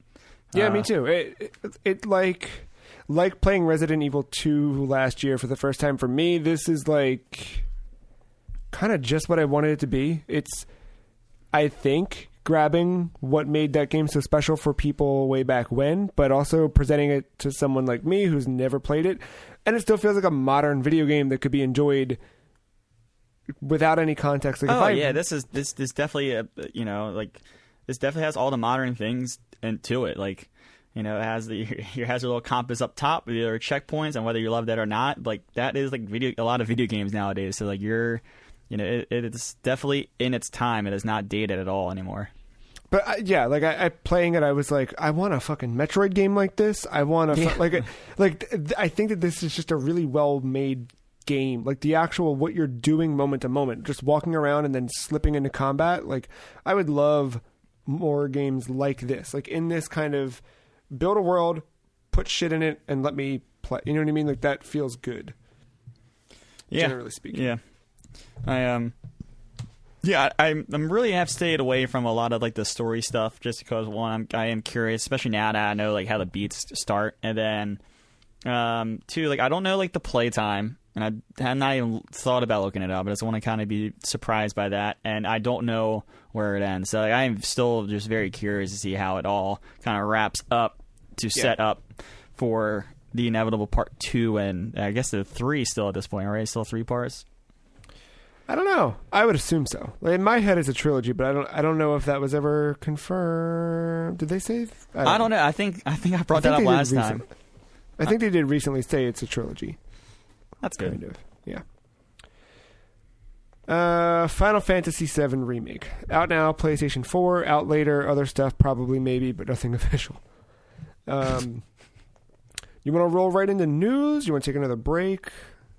I'm good. Let's slam it then. Some stuff happened this week. Yeah. As opposed to, I think other weeks recently have been a little whatevs, but last week was pretty heavy. You got the Mario news. Yeah. Getting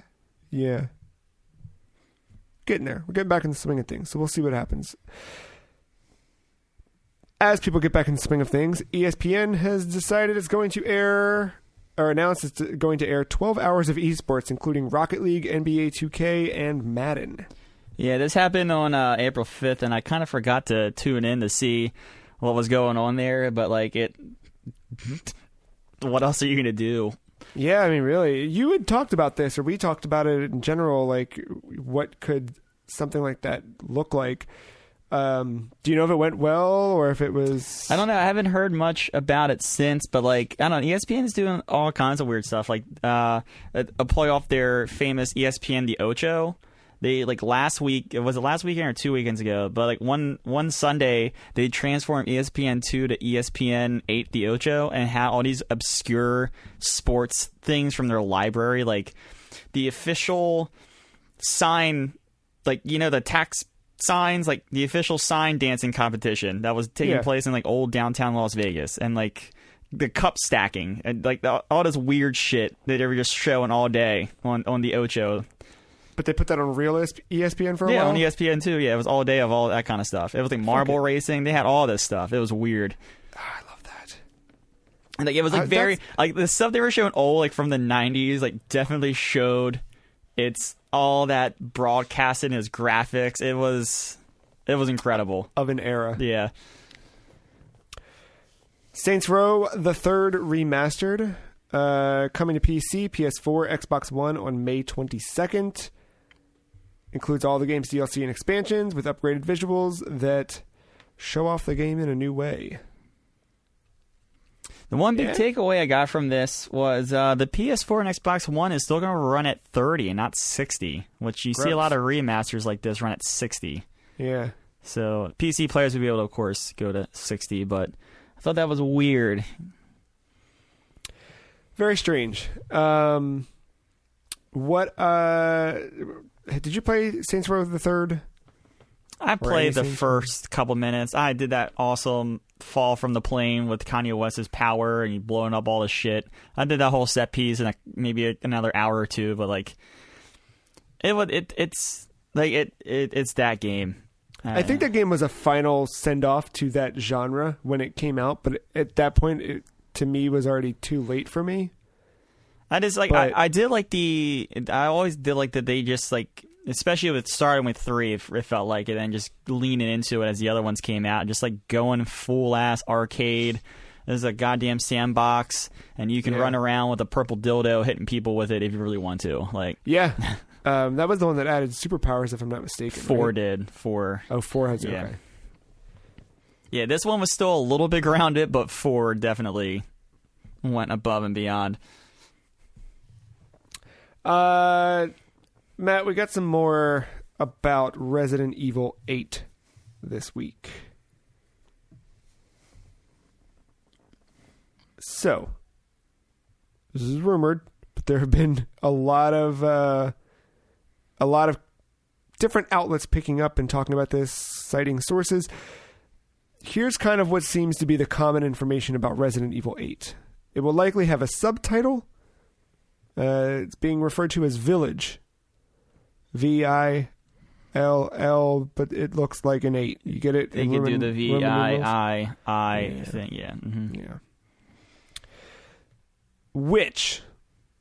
Getting a witch in the game, Matt. Wait, hold on. Is there a way to squeeze in 8 eyes here? I don't know, but fucking Treyarch will find out if possible. Hold on. 1, 2, 3, 4, 5, 6, 7, 8. Yes, there is. There's easily a way to do that. Easily. Oh yeah. Oh, okay. Look, I know this the VII thing looks clever, but they could take a page out of Treyarch's book. I'm just going to throw it out there. They should take a page out of Treyarch's book. So there's a witch in the game. From these leaks, from these reports, basically, it's kind of like an enemy who's not killable. The witch will haunt the player in the demo and has a distinctive laugh. She kind of uses bugs to attack, and when you defeat her, she dissipates into the bugs. Look, not that I was going to play this anyway, but that first bullet point pretty much just takes me out of the equation. There you go, dude. We got Chris. So apparently the remakes have fixed what Chris Redfield looked like in the finale and DLC of Resident Evil 7. He will be playing an integral part in 8, according to the leak. He appears in flashbacks surrounding Ethan, Mia, and apparently their baby. He doesn't seem to be very heroic this time around, and it appears in a flashback sequence Chris can be seen shooting one of them while breaking into their home. Wow. So not sure what's going on there. Ethan from Resident Evil 7 is being described as having an Evil Dead vibe, very much kind of turning him into an Ash Williams Evil Dead-esque version of his former self. Take place in a European setting where Ethan encounters Chris and triggers a flashback. Game is slated to release in Q1 of 2021. I'm just saying, a certain part of his body's already been dismembered. You can easily just attach the certain item to make him real Ash. So I think the other thing that's pretty interesting about this, and I don't know if we already talked about this or not. I feel like we did talk about this part last week, but I don't remember. That this was apparently Resident Evil Revelations 3. Yeah, we talked about this. We did talk about that part and last stuff. week. Yep. And that it's not a Resident Evil 4 remake, but they're inspired a lot by 4. The Tetris puzzle styled inventory system, things like that seem to be coming across, at least in this demo that people are talking about. I don't know. You never played 7, did you? No, I never did. I've watched a playthrough of it, so like I'm so slightly familiar with it, but yeah. Yeah, I know enough about it. I think from our Game of the Year content that year, part too. We kind of I think my goal is at some point to get a PlayStation VR and play through 7, among other things, and then when 8 comes out, be ready for that. I keep looking for a VR on it. Like even this week I was like, maybe I'll grab one, but you can't buy them not in the bundle, and I already have all the shit. Like I have the PlayStation 4 camera, I've got the Move controllers, so I really just need the headset, and the only way to do that is buying refurbished ones that people's heads have been in. Yeah, which I'm not super thrilled about, but especially nowadays. Yeah, but it cuts the cost in half, and I don't need the other shit that it comes to. I don't know. But then there's also that version 2 coming out at some point. So, Electronic 3 was previously scheduled for 2020. Obviously, we talked about its cancellation a few weeks back. The ESA has now stated that when E3 2020 was announced to be canceled, there was an online event spoken of, and the ESA has confirmed that they will not be presenting an online E3 2020 event, instead working with exhibitors to promote and showcase individual company announcements, including on e3expo.com in the coming months. And then they say, we look forward to bringing our industry and community together in 2021 to present a reimagined E3 that will highlight new offerings and thrill our audiences. I don't know. I don't even know what I'm doing tomorrow. So the thought of 2021 seems... The thought of these new consoles coming, like all of this stuff is so fucking bizarre to me because it seems like everything is just a day at a time. You know what I mean? Yeah. And so sure, E3 2021, I don't know. I mean, earlier you were telling the story about the IP thing, and you did send screenshots of your device being miles away. You didn't talk about the part with your mom with us, but like when you started bringing that up, I was like, oh shit, that was last week. I thought it was like 3 weeks ago. Yeah, it feels like forever. Man. Like the work week, like I sit and I work all day, I mean, on the other side of this table, and sitting there, like, I get to the end of the day and I'm like, I can't believe that thing was yet, and I'm like, oh my God, that was this morning. Like you forget what days were. There was one day this week where we watched a show one night and then went to bed. And while we were laying in bed, Katie was like, so what'd you think of this week's episode earlier today? And I was like, today? That was yesterday. And she's like, dude, that was like 5 hours ago. I was like, all right. Lego Super Mario launches globally, speaking of things coming in the future, on August 1st. You could take a look and pre-order now at lego.com/Super Mario starter course. This also joins the Mario Levi's promotion currently running. Oh, I didn't even know about that. Yeah. It's all hideous mostly. You can get overalls with coins on the back. Some real garish looking fucking, it's like a jean jacket that is just all of these Mario not my fashion style, but then again, I just wear black from head to toe, so I don't know that I'm the fucking authority on that. But yeah, that's out later this year. The Levi's stuff is back in stock in America, kind of, sort of. I don't know. Check your local Levi's website. All of this seems to be leading toward a big celebration of Mario this year. Obviously, the launch of Super Nintendo World at the Universal Studios in Osaka is scheduled to happen this year. That was also supposed to coincide with the Olympics, which those aren't happening. So who knows what that launch looks like, but we should see the first look at that Minions movie, the Minions Mario movie. Good. Like all of this stuff is seemingly lining up. I assume that we're slowly trickling this news out toward an E3 time frame where maybe that stuff we talked about last week with the remasters gets revealed or talked about. what I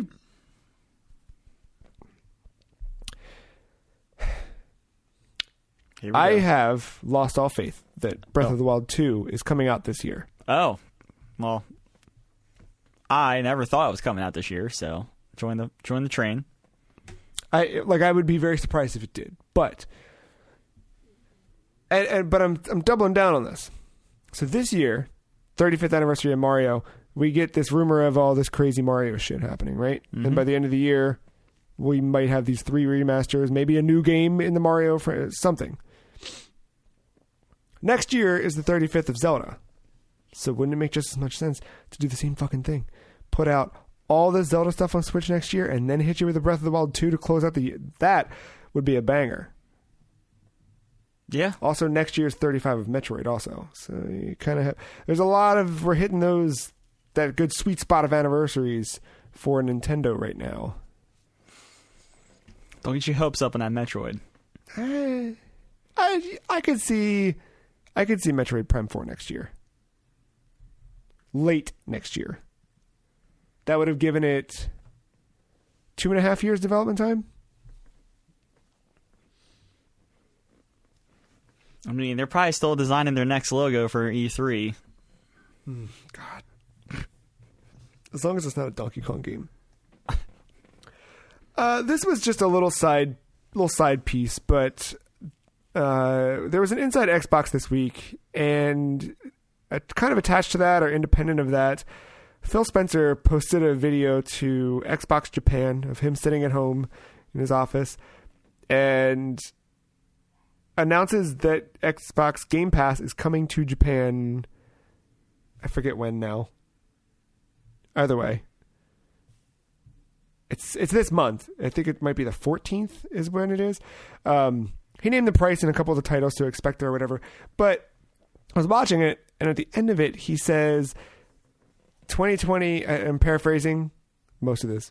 He says, with 2020 being a crazy year, current circumstances and blah, blah, blah, with consoles launching this year. Now, Matt. What? Why are you shaking your head? PS5 and Series X. Don't get ahead of yourself. You think that's what he's talking about? Yes, because he's very aware of what's going on. And plus PS5, as they come out and said holiday. Yes, but... There's no way, dude. All right. We've heard all that stuff about this Lockhart. Yeah, I also wouldn't be shocked if like another thing did come out as well on top of this when it gets a little bit, when we get further down the road and past all this stuff, hopefully soon. But no, I don't think that was a slip up. I think he purely meant PS5 and Series X. All right, fair enough. Speaking of the Series X, there was an Inside Xbox this week. We saw a little bit more on Grounded from Obsidian, that Fortnite. I don't think I saw that part. It's like, what if Honey I Shrunk the Kids was a Fortnite game? It was at the very beginning of the thing. They showed a little bit more of that and announced that it's coming to Game Preview with Game Pass Ultimate and Steam Early Access on July 28th. They talked about the single-player experience, and they did like a whole extra stream after the Inside Xbox presentation, going in depth with it. We saw more at the Xbox Series X. They showed stuff like they talked a little bit more in detail about like, what does ray tracing actually mean for just, some random dong like me who doesn't understand any of that stuff. Showed off an update to the Xbox Game Bar on Windows 10, which I love that little game bar. I think it's cool. It's got stuff like Spotify integration. I don't have Spotify, but if they could add an Apple Music integration, like there's little things about that game bar that are really neat and helpful. Yeah, the game bar, I kind of like that game bar, but it's not the first one I use. Like I'll default back to my GeForce Experience overlay, or if I'm in Steam, like the Steam overlay. Like I don't think to go to the Windows one. Yeah. It's easy if I'm playing something and I can, with a controller, and I can just do like when I hit the button, it comes up by default. But, yeah. I do like all the performance metrics on it though. Like it does give like some system temperatures and stuff. Like I think you get that as fancy as you want with that stuff. It's really cool. Yeah, you can get into the weirdo nitty gritty if you want. Of course, I like peeking at the achievements on the fly. More stuff coming to Game Pass. There's Alvastia Chronicles, Journey to the Savage Planet, Overcooked 2, Football Manager 2020 for your weird sports sim stuff. And then Game Pass announced to come to Japan and Korea on April 13th. Sorry, not 14th. Which is today? Today. Wow. Congratulations to Japan and Korea. The xCloud preview added a couple more games from EA. This is, of course, only on Android phones or tablets. Right now, the iOS preview for that is still just Master Chief Collection. A couple other things. I think the big takeaway for me from this, because I don't want to... I mean, I basically did the headlines of all this, but they showed more Gears Tactics. That game actually looks pretty good. Dude, I got a lot of weird XCOM vibes from it. Yeah. That's April 28th on Windows 10, Steam, and then Game Pass for PC. I'm looking forward to it, I think. I'll definitely try it out. I mean, I just don't see myself getting invested with it. But I don't know, like, I didn't think I was going to get so invested in Gears 5, and I'm not really liking that game. Yeah. Yeah, we'll see. And that one... That would be out. Also, Sea of Thieves getting an update this month. I should really like that update a lot. Yeah, it looks cool. That multiplayer mode sounds really cool. Yeah, we should jump into that at some point. Let me see. We got a couple more things here. Kind of. Okay, let's hit real quick. Streets of Rage 4, maybe. Out this month, there's a new trailer that showed a retro mode where you can toggle on the fly different art styles. So you can go back to the 16-bit style or the current kind of more hand-drawn animated style. There was a release date added to the Switch version in France that suggests that game will be out on the 23rd of this month. And the dev said, hey, we saw there was a leak of that, but we can't confirm. Thanks. So, don't know. But $24.99 across all platforms. I was not excited for that game until this trailer. Not particularly because of the retro throwback art. I just like seeing it and hearing the music, because they're also adding all the old music in from the old Streets of Rage. I was like, yeah, I could use one of those right now. I got my 8BitDo M30 updated and working with Switch again, so having that kind of Genesis feel going on right now. How can you have a Streets of Rage when there's no one on the streets, though? Well, you're on the streets raging. That's the... We heard this week that Sero, the Japanese game ratings board, is shutting down during the current pandemic, and it will delay ratings of games in Japan for about a month, give or take. They have a lot of things. The procedure of that is there's a physical stamp that must be stamped. And because of that, and because they can't do everything they need to do digitally, it slows it down. So, like anything, I think this will ultimately help them to look at procedure and policy and maybe make changes on those things moving forward. But in the short term, delays of game ratings in Japan. However, the ESRB has said, hey, we're not. Yeah, we're essential. So, I don't want to make any political moves here, but do you think that that legislation that passed in Japan might have something to do with the closure of that? No. Got it. Okay, fair enough. Moving on. No, I think Japan was very slow to react to all of this stuff.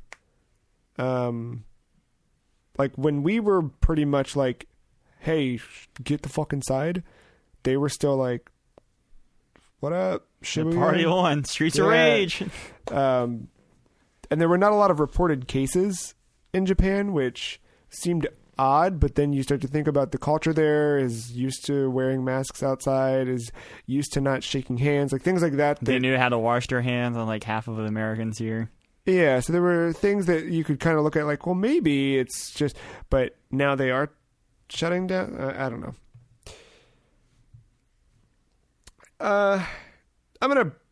We're gonna do two more, Matt. Two more. Google Stadia. Almost like you have a DualSense. I do. I've got multiple senses going on right now. One is the DualSense. Before the DualSense, the Google Stadia is free starting today. The other day, Google's offering 2 months of its Stadia Pro subscription to anyone with a Gmail account. Did you sign up and try it yet? No, God. But hey, so Stadia Pro means that you can sign up and play a list of free games. So Destiny 2, The Collection, Grid, Guilt, SteamWorld Dig 2, SteamWorld Quest, Hand of Gilgamesh, Serious Sam Collection, Splitlings, Stacks on Stacks on Stacks, and Thumper are all free to play with the Stadia Pro subscription. So you get your car game. We were talking about that earlier in the week in the group chat. The other car game. You were talking about this a couple months back when we were talking about like, oh, what's a Stadia? And you said, here's how you do it. You give it away for 3 months. So with Destiny, yeah, which they met you 2/3 of the way there to your promise to save Stadia. Do you think this will have an impact on Stadia's future? Like, do you think people are signing up for this? Do you think people are taking advantage of it? It's not out there in the news, and like. And for people like me and you, like the reason why we're not jumping to get our Gmail accounts active with this is because we don't give a fuck, and we know S-Class around the corner. Yeah. I think more people knew about because everyone being just stuck home. Like, it's one of those weird things where the circumstances kind of plays to Google in this regard. It's just I don't see this well advertised. Like, I don't see this anywhere besides, like, IGN, Kotaku, Reset Era, or anything like that. Like, yeah, I kind of expected that, like, it said, hey, if you have a Gmail account, you can sign up. I expected to have an email from fucking Google that said, hey, here's a new benefit of having a Gmail account. You get this for 2 months. You know what I mean? Not even, like, I'm watching YouTube videos at night like as I go to sleep, and I'm not even seeing advertisements for it, like, between videos or before videos or anything like that. And I feel like that's just a missed opportunity with this. Because, like, I think people like us, we're done. We already know what that ship has sailed, and we know what the service is. But I feel like there's just an untapped market that Google is not attacking right now.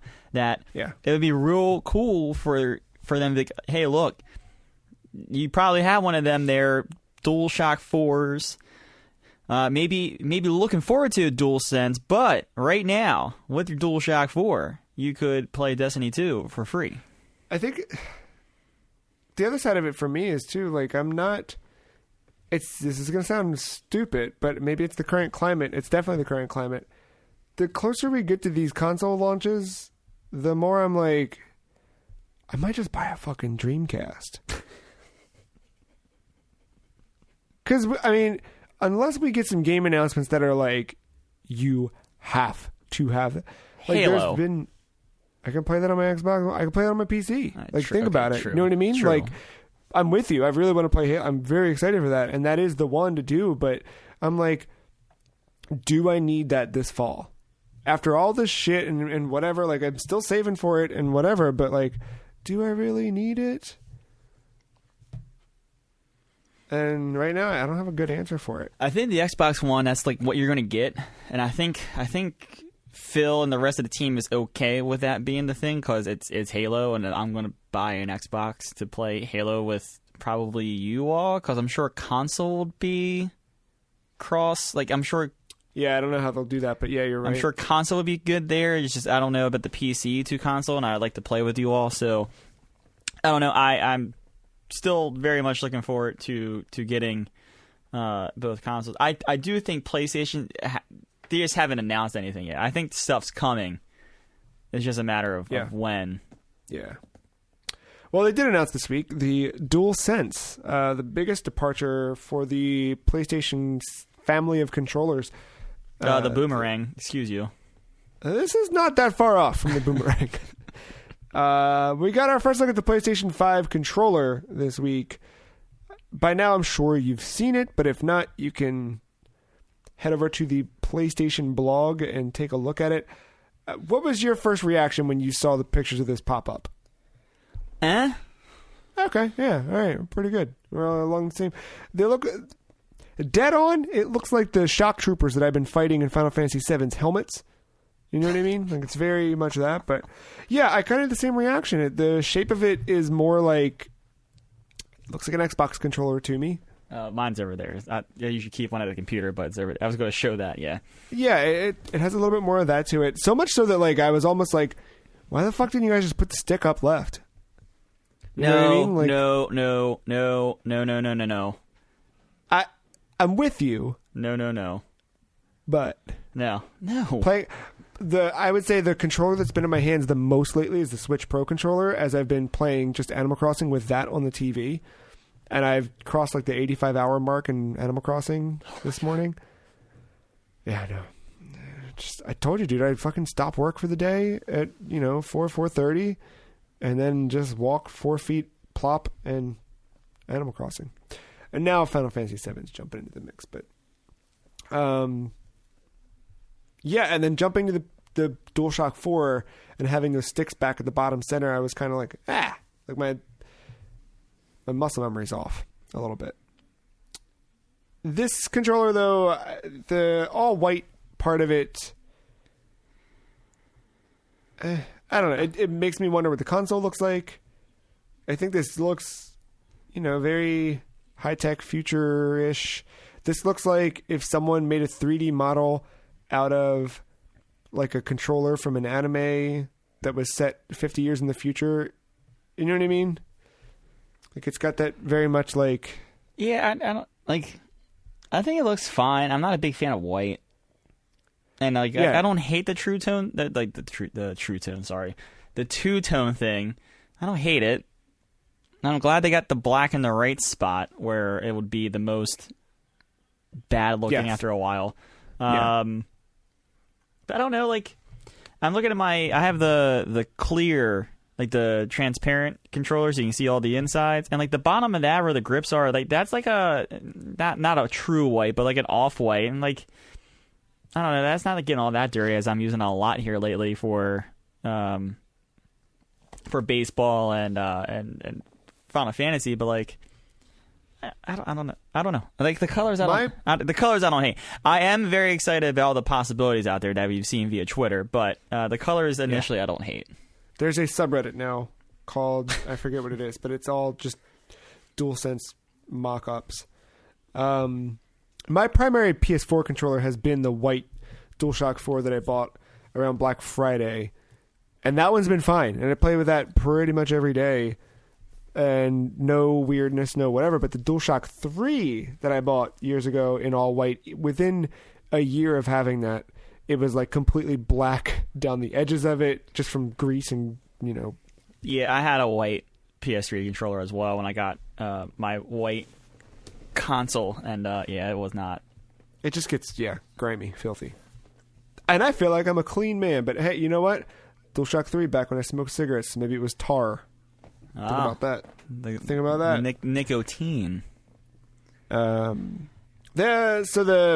write-up on the PlayStation blog does say, let's talk about the colors. Traditionally, our base controllers have a single color. As you can see, we went a different direction this time around, decided on a two-tone design. Changed the position of the light bar that will give it an extra pop. The light bar you can customize now, they said. And they made a big emphasis in the write-up about the DualSense having a built-in microphone, so it will enable players to easily chat with friends without a headset. Ideal for jumping into a quick conversation. That's kind of cool. Yeah, it's neat. The PlayStation button is now a PlayStation logo kind of embedded in the controller rather than a little circle button with the PlayStation inside of it.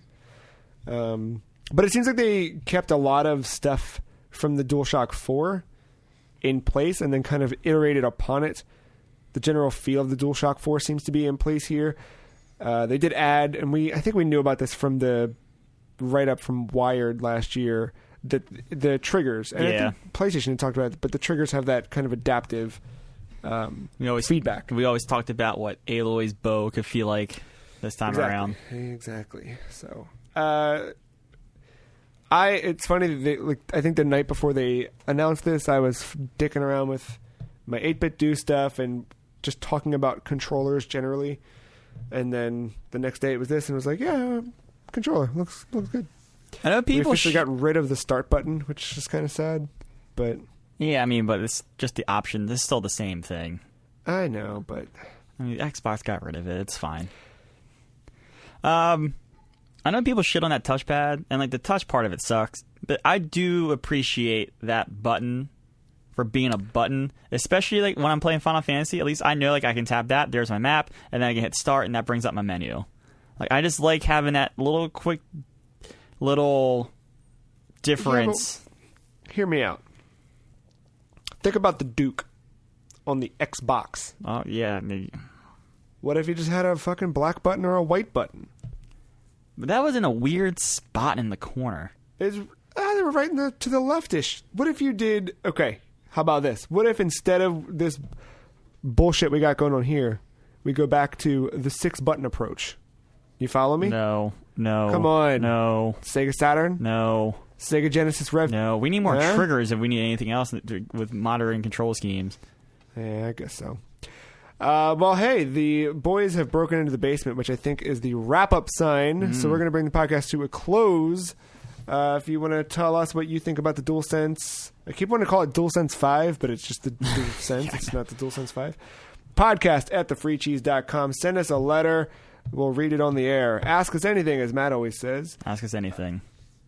You can find all of our content over on thefreecheese.com. I might do some writing lately. No promises, but I've been, itching for it a little bit. You can follow us on Twitter. The Free Cheese is at Some Free Cheese. The Matt is at MattyIce131. I am at The Free Cheese. Enjoy your midnight butter. Enjoy everything about your week. Oh, you said, I'm sorry, not to cut you off. You said about writing. I might throw up some of those Warzone nights on Twitch. Yeah, dude, get fucking wet. That's what I'm saying. Where can people find that? What's the easiest way? Find your Twitter? Matty. My Twitch is MattyIce131. I know that. I guess I could post on Twitter when I'm going up. You tweet them, I'll retweet them. How about that? Love that. Boom. I think that's it. You got anything else? No, go enjoy Final Fantasy. Yeah, play that shit. Yeah, I think that's it for me for the week. Final Fantasy VII. I might finish Arc. I don't know. I'm still dicking around with PS2 and Dreamcast. I don't know. Who knows what life is. Well, thank you, Matt. Thank you, listener, for listening. We will be back in another week with another episode. Bye.